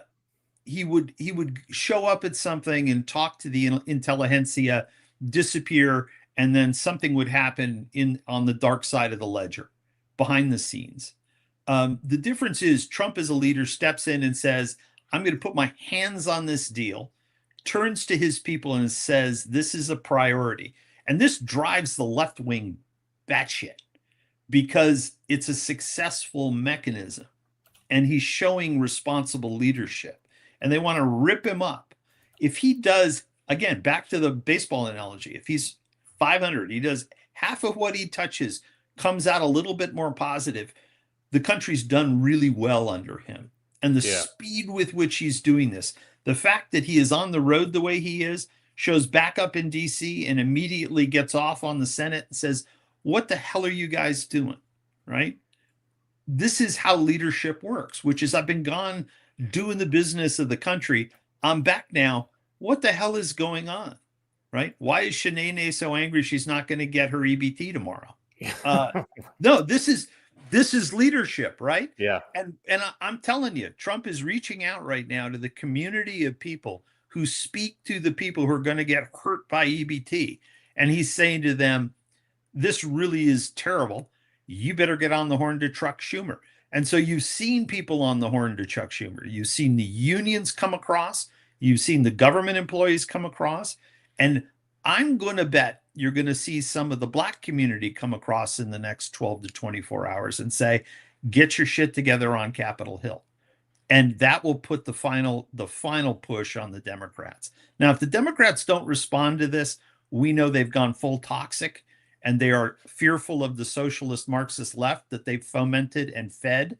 And that is now that hard left piece of the Democrat Party is setting policy right now. They own this. And Chuck Schumer has become emasculated by this hard left movement around Ocasio and what do they call those three women? The squad. The squad. And even more importantly, the recently funded radicals in all of our major cities. And if you notice, Antifa has disappeared from the street. They're going to change their modus operandi. They're going to change their name, but the same people will begin to show up. And this November 5th, when they have this protest in DC, they're all coming. So it's going to be interesting to watch. But I have a feeling Trump is going to be in communication with these various groups, and he will solve much of this issue. Yeah, no, I think I'm right there with you. I think just the vigor with which he's done a lot of these deals, and the thing that I like are deals that and not just peace deals, but like the Malaysia deal, right? Processing. What is this? Talking about setting up mining and processing rare earths in Malaysia. I thought that was a good. I think China really kind of fucked up with with their move to go hard in the paint on rare earths. So they provide a 60% of the actual rare earth, but they process 90%. So like we mine rare earths in the States and ship it to China for processing to then come back to the U.S. Right? By taking this step to make, hey, well, we're going to put up a wall and you're not going to get your rare earths. Okay, great. That's terrible. I mean, we're going to suck for a little while, but we're going to solve this problem. And I think you're going to see a lot of. I was just reading an article today about new technologies that if they're able to kind of push these where they think they're going to go, it'll make rare earth refinement way less ecologically impactful. So this is the rub, right? What Scott said is every industry. It isn't just rare earth. China has the newest, lowest cost, highest scale production capacity for almost everything on the planet. They got there because they strategically chose to do it. And as part of the strategy to get that consolidated investment of best-in-class manufacturing and processing, they put everyone around the world out of business. And the sad part of it is we played that game with them. We allowed them to do that. because these industries are dirty. You have to mine, you have to process, you use ugly chemicals. And guess what? In the West, all of us for 40 years were driven by not my backyard. I don't want any mining. A smelter is evil. We have to lower carbon. We were played. All right. You must be able to pollute to be an industrial power. Right now, we don't produce enough steel. We don't produce enough energy. We don't produce enough of anything, except guess what? The one thing the Chinese can't conjure out of the damn atmosphere: food. We're really good at food. All right. And that's because you can't undermine farmland. So what we need to do is get really strategically smart and say, no more Chinese dumping of steel into the United States. Oh, but steel prices will rise. Yes, they will. But if you're going to insist that it's green steel, it'll get so expensive nobody will build anything. Okay. If you accept that there is an environmental cost to it, fine. But you're not going to load that onto the United States economy and the U.S. taxpayer in one fell swoop, like Kerry and his boys wanted to do, right? This carbon tax thing is absurd. The only reason to play the carbon tax game is if you want access to carbon restrained markets. So if the Americans want to produce carbon restrained materials to sell into Europe, great. The Chinese are going to produce carbon restrained materials because they have the capacity to do it economically. Now, are they going to charge more for it? Hell yeah. Are steel prices in Europe going to be very high forever? Hell yeah. Unless the Europeans change their rules, and they're about to change their rules. Mark my words. The Europeans are going to have a come to Jesus soon about the need for strategic capacity building, and they will break their own rules to do that. Now, they'll do it in a palatable way for the Europeans, right? Maybe halfway back, maybe 75% of the way back, but they will have to burn carbon, integrate carbon, and use it in a supply chain. And right now that fight's underway, and we'll see how they do it. Because their only other option right now is to let China do it.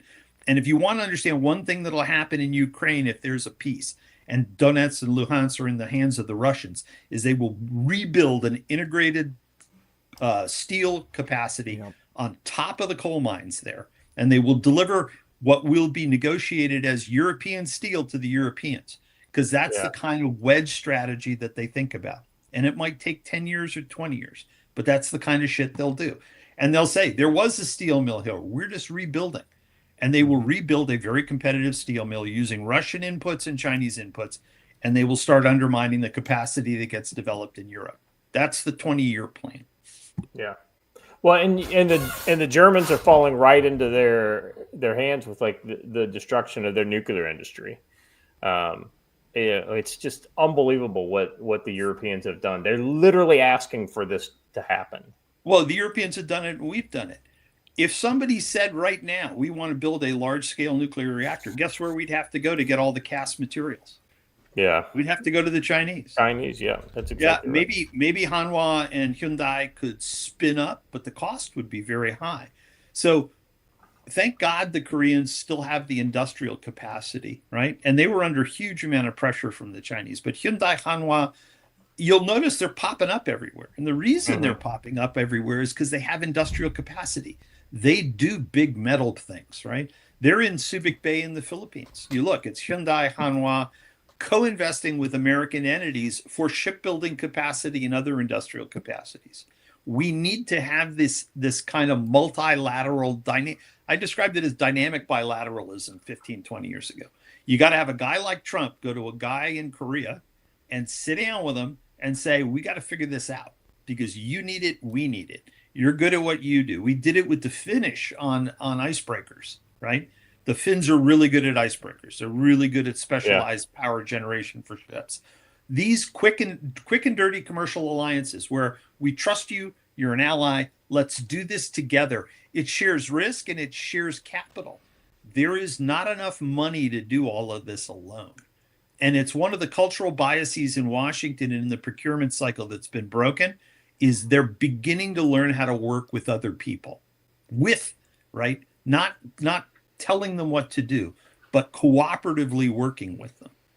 And everybody said Trump was destroying alliances. Trump is changing the tenor of alliances. He's actually demanding bilateral responsibility in transactions. It's not, we're going to sell you F-35s. It's, if you're buying F-35s and you guys produce a really interesting short to mid-range rocket system, read the Koreans, we'll look at it because we don't have the capacity to produce enough ourselves, right? So these trade-offs of industrial capacity, this is dynamic planning. This is dynamic industry at its best. And the procurement model in the United States needs to embrace this kind of thing. And it's been really painful for the large defense contractors. So we'll see how well it goes, but they should keep this alive after Trump disappears. If they don't, they're going to be in a lot of hurt. Yeah. All right. So they're saying they're going to, we're going to get a signature on this here in the near future. Let's see. Let me open the next one. I think there's a clip here that we can play. Real quick, the next one's about Venezuela, and there's breaking news on that if you look up the private chat.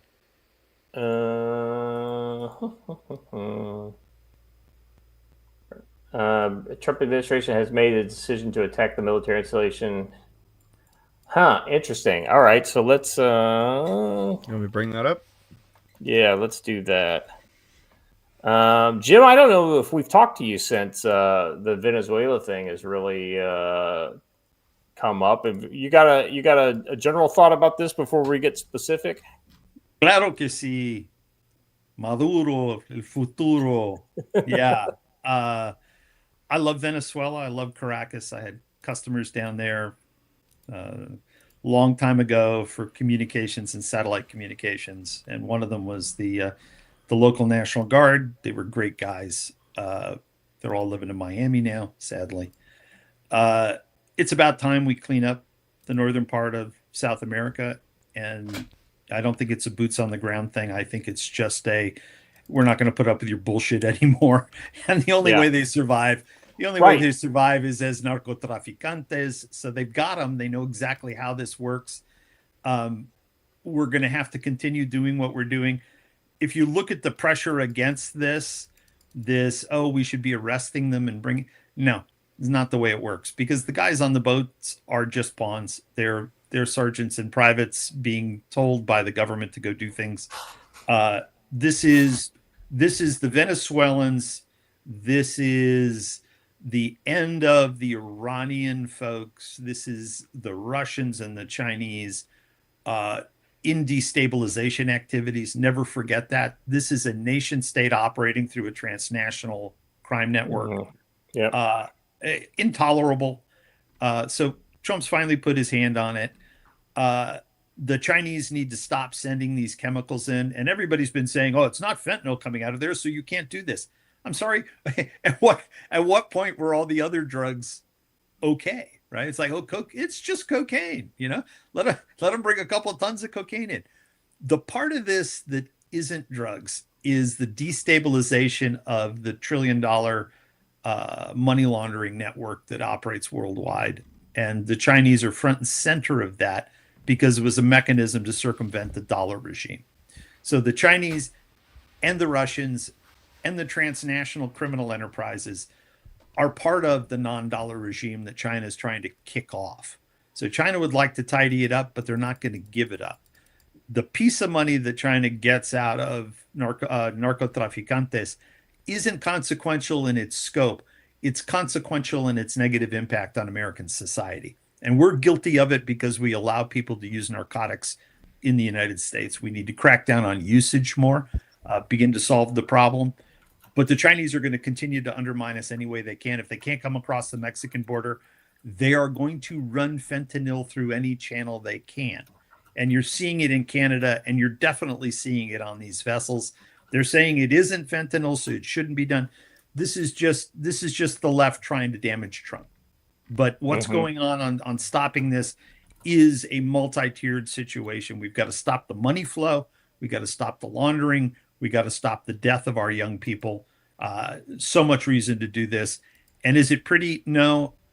Do these people on these boats committing these offenses have the right for an American court? I don't think so. We used that when it was part of our portfolio over the years, stopping on the high seas and inspecting. My only concern with this is it sets a precedent the Chinese might take on for the South China Sea and the Yellow Sea, which is we can stop anybody we want for any reason we want. And they haven't done that yet. So I hope it doesn't go on too long. And I hope somebody chases Maduro out. We need to move Maduro to Moscow. 100%. I mean, that guy.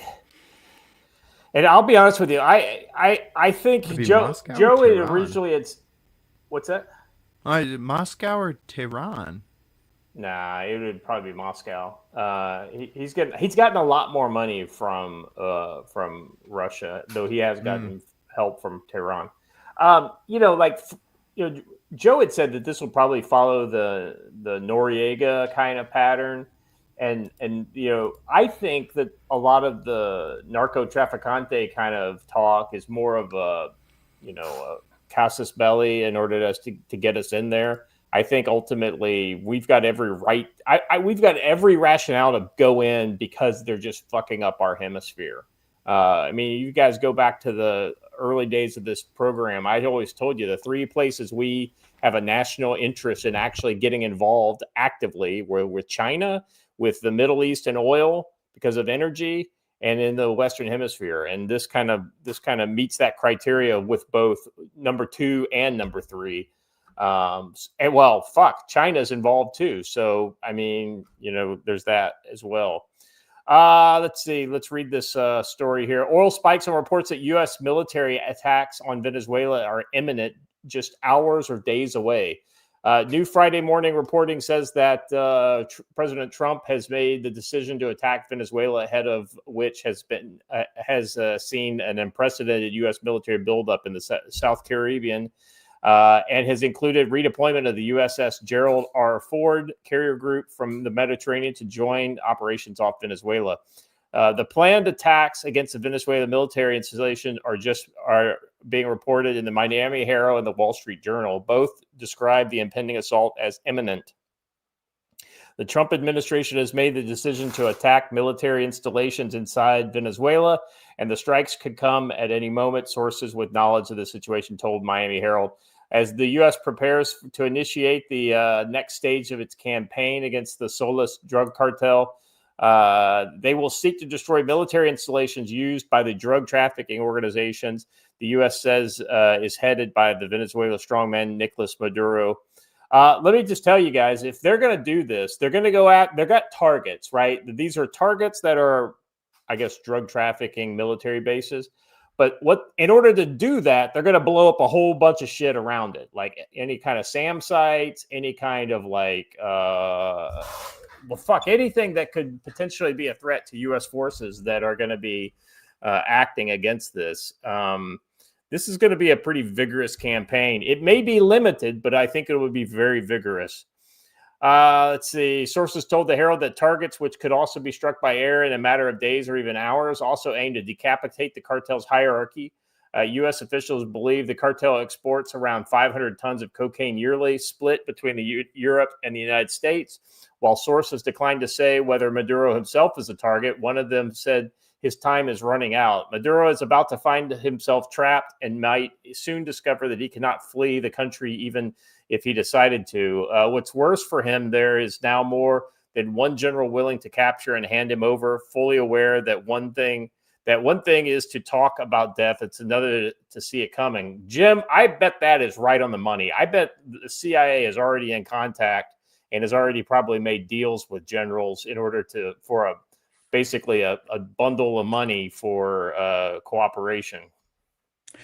I'm not going to speak to the CIA, but what I do know is the difficulty with Venezuela is that there were 3,000 people who made money out of the narcotics trade there, including their military, their police, their government.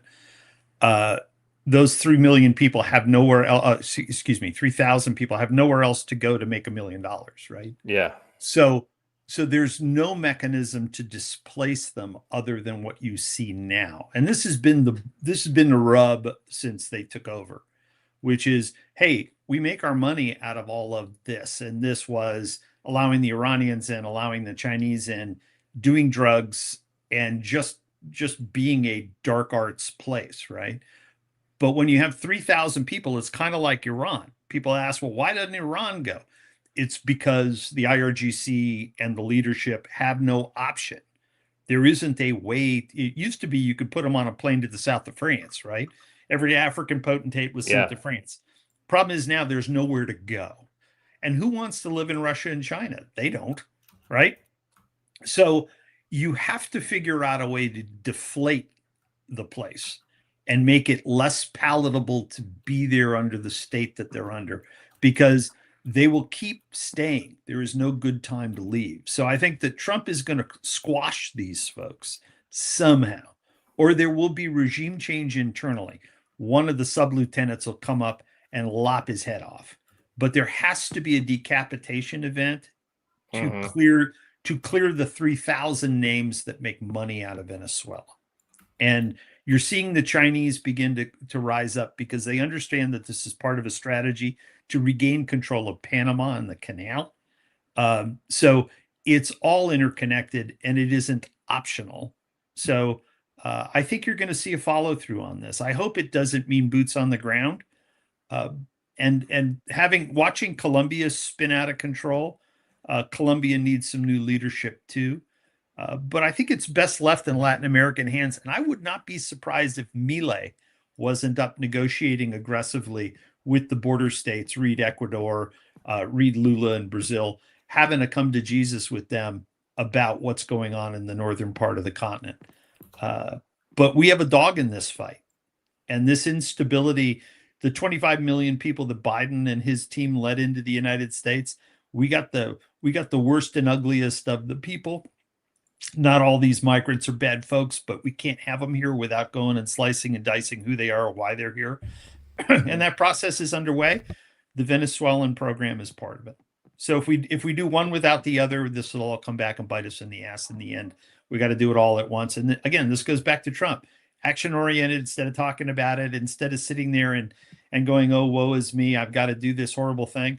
He's like, oh, clearly, let's do it. He's listening to his advisors and he's listening to his macroeconomic sensibilities, right? He actually has macroeconomic thinking. And I haven't seen that in a president in a long time. Obama didn't have it. Biden definitely didn't have it. And Trump may have had it, but he made the mistake of surrounding himself with deep state activists, and the deep state activists curtailed any effect he would have had in his first term. So we owe this man the right to do what he thinks is right for the 4 years of his presidency. And it's why I'm so up in arms about the weaponized judiciary in the United States. We have to de-risk this man's push for global economic reorganization. And I'm very pleased by it.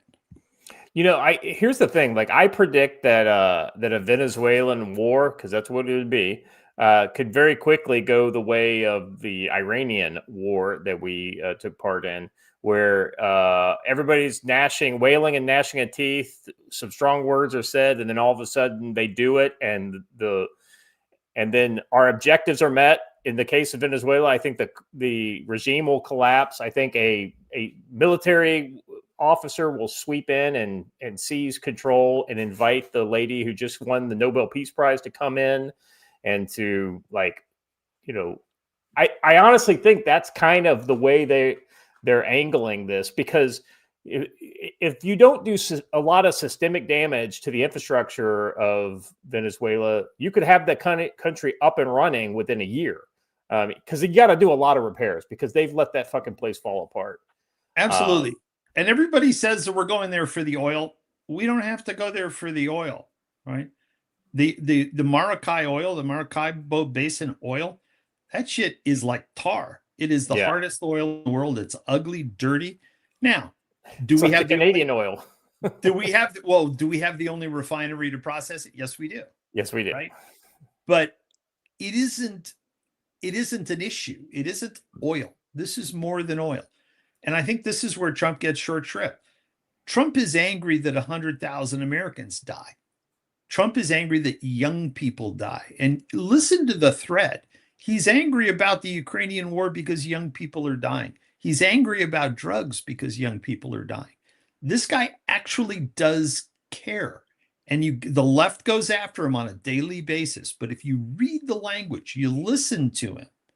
I know it's painful sometimes because he gets into really weird rambles. But Yeah. at the end of the day, POTUS cares about the young people. And it doesn't matter whether they're in the United States or on the battlefield in Ukraine. He really doesn't like war. And Yeah. I don't know about you guys, but when I hear him speak now, it's threaded into everything he talks about. And one of his goals as the president of the United States is to bring as much peace as he can. And he knows, much like Reagan, it's peace through strength. He gets it, right? Yeah. And we're so damn lucky to have a guy who gets it. Is he perfect? No, not at all. Like all of us, he's flawed, right? Man's a sinner, but he knows it now. He's great. He's a great president at this point, and I'm super pleased with him. Like many famous mafia dons, he knows that war is bad for business, but sometimes you got to go to the mattresses, right? I mean, so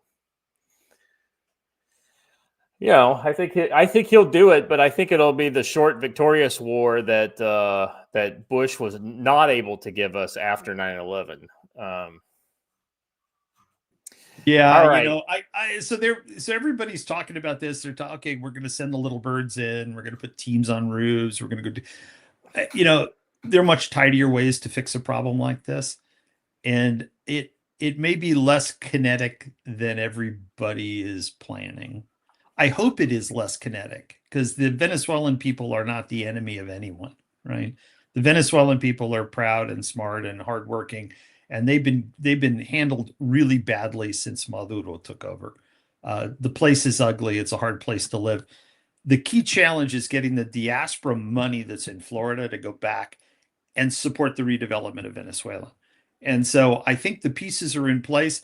We just have to keep it from being kinetic because you don't want to be killing Venezuelans. If Venezuelans die, it creates bad blood. And I'm sure he's being advised not to do it.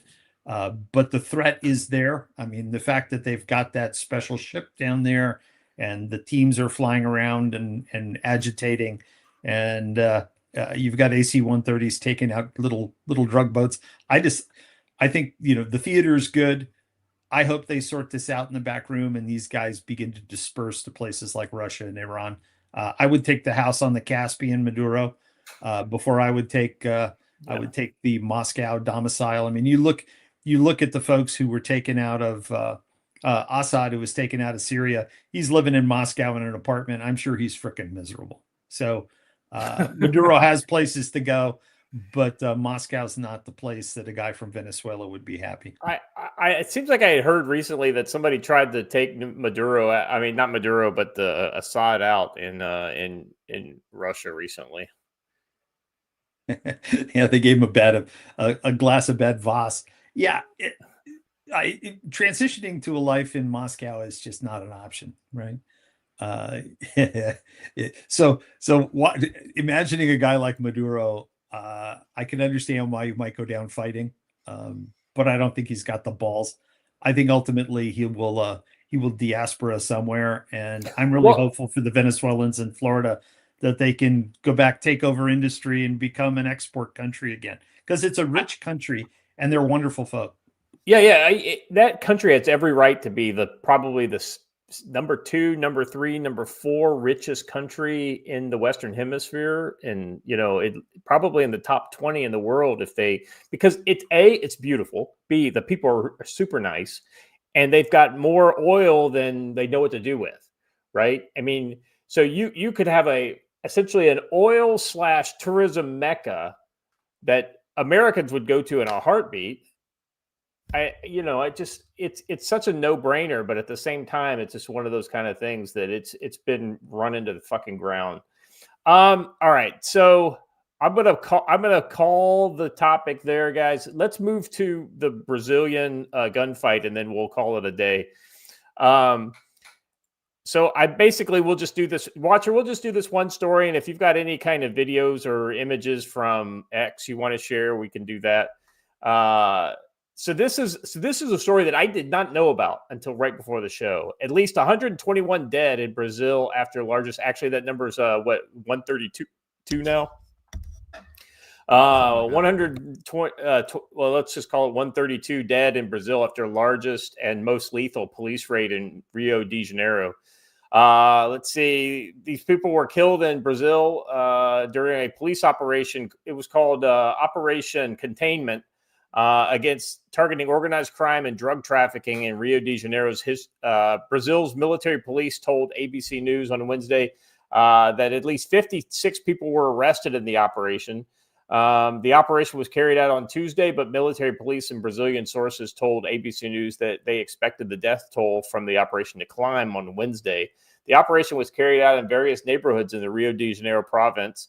Let's see. The operation was intended to target a criminal gang drug trafficking activity in the area. About 2,500 people from the multiple police forces were involved in the operation, and some armored vehicles were used to conduct the operation. On Wednesday, dead bodies from the operation were lined up on the ground for families to identify them. Now, Watcher, we've got a picture of that, don't we, from X?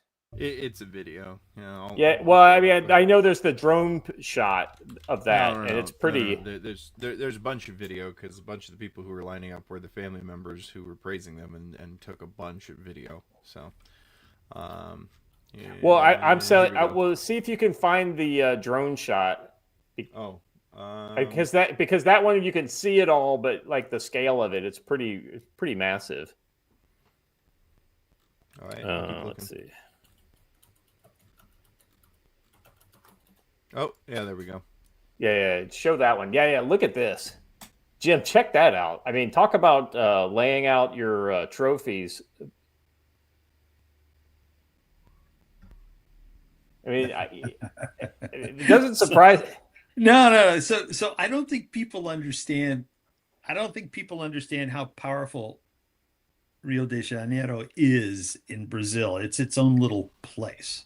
Yeah, and they've always had special police capabilities. And the Brazilians use their military police in a unique way, but Rio's always had its own military police within its police capability. And the governor and the mayor of the city, when the favelas get out of balance, this happens. Yeah. This just happens to be a big deal. And I think that maybe these guys were a little bit too comfortable that they had some cover from Lula. When Lula and the leftists took back over, I think maybe the gangs in the favelas began to assert themselves, and it got personal. And when it gets personal and they touch the wrong families, this is what happens. Open season. And epic. This is an epic urban gun battle. This will go down. This will go down with the OK Corral in Brazilian drinking party conversations. I really hope that those officers are able to protect themselves, because it does look as though Lula's side is trying to come down now. Well, see, coming down on the federal police would probably not be in Lula's interest, just because this is how you get. This is exactly how you get coups and things like that. When you basically go too hard on police after something like this. Well, no. So downtown Rio, right on the beach. So the hotels and the high-end apartments and condominiums, that area, that place has military police patrolling it, right? So it has national level military police, and there isn't any crime there because the gangs know that they're not supposed to go there. That's the rice bowl for the wealthy Brazilian families that control the economy. And it's the kind of place where they get really bad raps when tourists get robbed and beaten and killed. So for some reason, there's been a shift. And my guess is that somebody got into these gangs and it got to be more about, less about money and narcotics and controlling the favelas. Somebody was trying to reach out and do something that was kind of beyond the pall from the perspective of the powers that be in Rio de Janeiro. Mm-hmm. And I would read Venezuelan, I would read outside influence trying to manipulate something in an armed power base, or narcotics coming in through other channels because they're not making it to the United States. Something went sideways in Rio, and the balance was upset, and that's why this happened. So I would be looking at what upset the balance in Yeah. Rio. Yeah, I don't have the that's something not my happened AO. here, right? Yeah, Here's the other thing, Jim. I get the feeling that a lot of these gangs, these large gangs in countries like Brazil, have got connections within the power structure, and so I mean, it makes me feel like there might have been this might be part of a wider power struggle, and they lost their daddy. I think somebody got out over their skis and asked for something that they shouldn't have, did something they shouldn't have, touched something, Yeah. and I think there was outside influence. A really interesting parallel to what you're seeing here is what you're seeing in Chicago. The street gangs in Chicago are very, very tightly interwoven with the left-wing city government. Yes.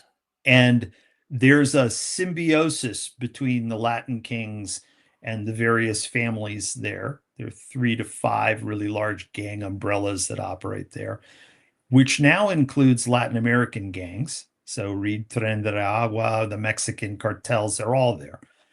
Yeah. That coexistence has now been disrupted, which is why you are seeing what you're seeing in Chicago. And Chicago has the potential to do this kind of crazy, but I don't think it'll get to that point because we have a better social surveillance network than they do in Rio in those favelas. So this was allowed to get out of hand and it got really personal. But if you notice in Chicago, the people who are threatening the ICE officers are members of the gangster disciples, the Latin kings. Could just go down the list. It's the top 5 or 10 of the street gangs. And I've been talking about this for a long time vis-a-vis Chicago. These organizations are tightly wound around the power base that put Barack Obama in power. The Chicago school of left wing is very tightly woven with the street gangs. So that's just something to keep your eye on in the next 2 to 3 years as this ultra left arm of the Democratic Party begins to assert itself. Remember where it came from. Yeah, I think this is, I mean, I won't say that this exact kind of thing will happen in a place like Chicago, but I could absolutely see something like an American analog occurring in Chicago. And you're right, the political lash up has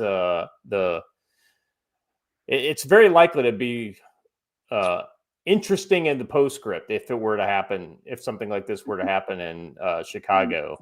What's interesting about Chicago, and again, 130 dead in a weekend in Chicago is a 2x of a bad weekend. Yeah. You know, a lot of people get shot every weekend in Chicago. And it is the people, similar to what goes on in the favelas, which is this accepted symbiotic organized crime, right? They shoot each other wholesale.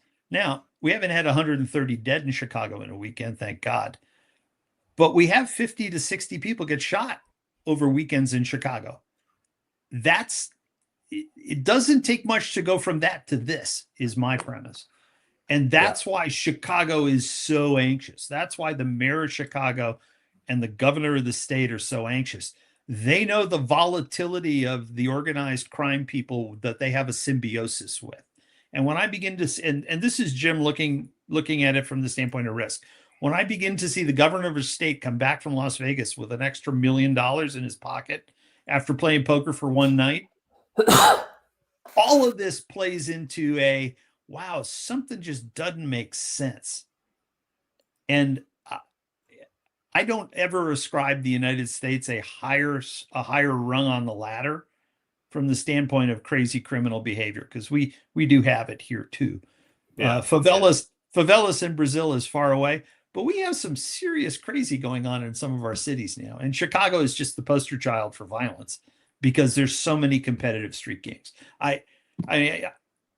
It deserves watching, but it also speaks to why the government of Illinois and the government of Chicago are so worried about the pressure that's being put on the city. We're changing the rules that they've operated for 100 years with, and they don't like it because they're afraid. And so Trump needs to keep that in mind as he does it. He doesn't want to destabilize the city into massive violence, but boy, it's got the potential. Yeah. Watcher, you got any thoughts? No, just that I am curious to see if it's uncovered what the big change was that caused this to kick off. Yeah.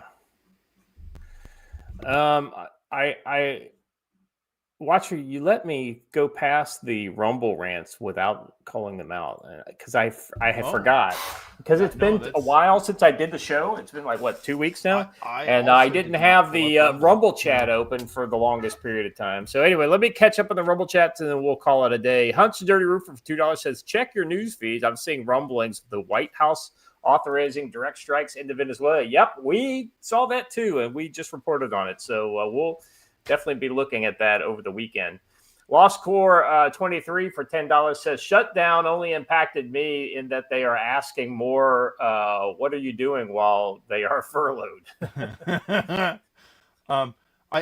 So there is one thing I just found, and I've just been searching X for Brazil. Yeah, some of the homemade guns in Brazil are truly epic. Brazil is an anime. This is an anime. Yeah. All right, let's go around the horn real quick. Jim, if you had to make any predictions of going into the weekend, what might they be? I have a feeling that Senator Thune will begin to assert some power for a change. I have a feeling that somebody's going to go to jail about the war in the favelas. And I think that the Chinese are going to be backpedaling in an effort to undermine Donald Trump in the next week about all the things that were accomplished in Asia. And I hope we don't go into a direct kinetic engagement in Venezuela, but we'll see what happens. Hey, I wanted to get your take on something. I just remembered it. Did you see this whole Senate thing about the emergency justifications, the trade emergency that they basically took away Trump's trade emergency justification for some of his tariffs? Yeah, it's cosplay. Yeah, it was one of those kind of things that I think once you have, I think the horse is out of the barn already on that one, but I just wanted to see if you had any thoughts on it. It's the Senate. The Senate just every now and then needs to write itself an ugly letter, and that's what that is well, it's our job, right? Can't do this. It's meaningless, and the executive will stomp it. Cool. Watcher, what about you? You got any thoughts about what's going on going into the weekend? Yeah. So the first Marks win, it looks like Snap's going to be shut off, and the third is when I am hearing they're trying to organize. When I say they, I actually, funnily enough, mean the leftist media are trying to organize. What do you call that? Where everybody shows up at the same time as pre-organized on social media in order to carry out an attack. Anyways, organized looting. An insurrection? No, well, kind of. I mean, a flash mob. Flash mob. Thank you. Yeah, they're I didn't know if you were being ironic how you were doing that, or you didn't know the word. So I went with insurrection first, and then both. But yeah, they're trying to encourage flash mob looting on the 3rd at Walmart's. So. I would look for things to get very, very interesting pretty quickly over the weekend. I think Saturday marks the 1st. So yeah. If you have shopping to do, I personally got mine done a couple days ago for the next couple weeks.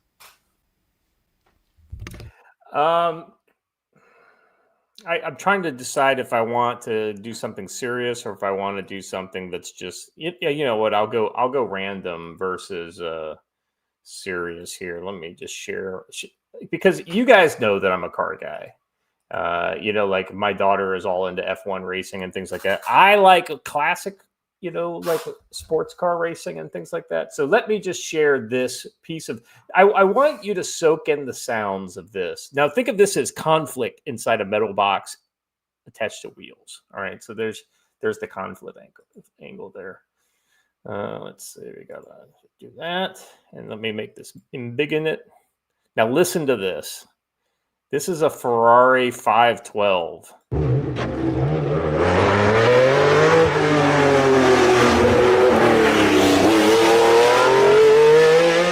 Music to my ears.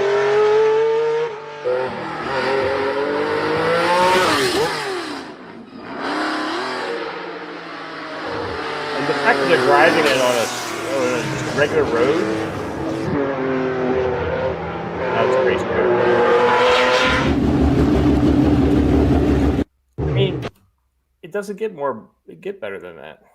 Sorry, sorry guys. I know that has nothing to do with future conflict, but it, sometimes I feel like I have to be somehow positive in all of this.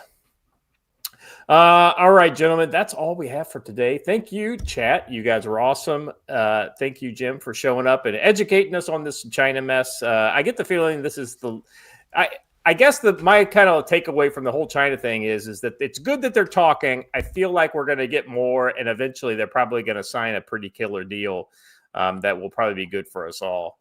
I've seen it. Perpetual negotiation. Yeah. Well, and it's one of those kind of things, right? If he can always kind of keep Trump a little bit at arm's reach, but and Trump can continue to kind of show that he's doing something against China and making a little money off the tariffs, I think ultimately everybody, at least in the public sphere, will be happy. It won't be a perfect solution, but until China eventually collapses, because of course Gordon Chang's right. Rowan Cork for $1 says, Scott, watch the movie Love of the Beast, car documentary with Eric Bana. You love that movie. The Ford Falcon XB that he drives in that car is the same car that is the Mad Max car, by the way. Just anyway, get your motor running. Yes, Daisy. Yes.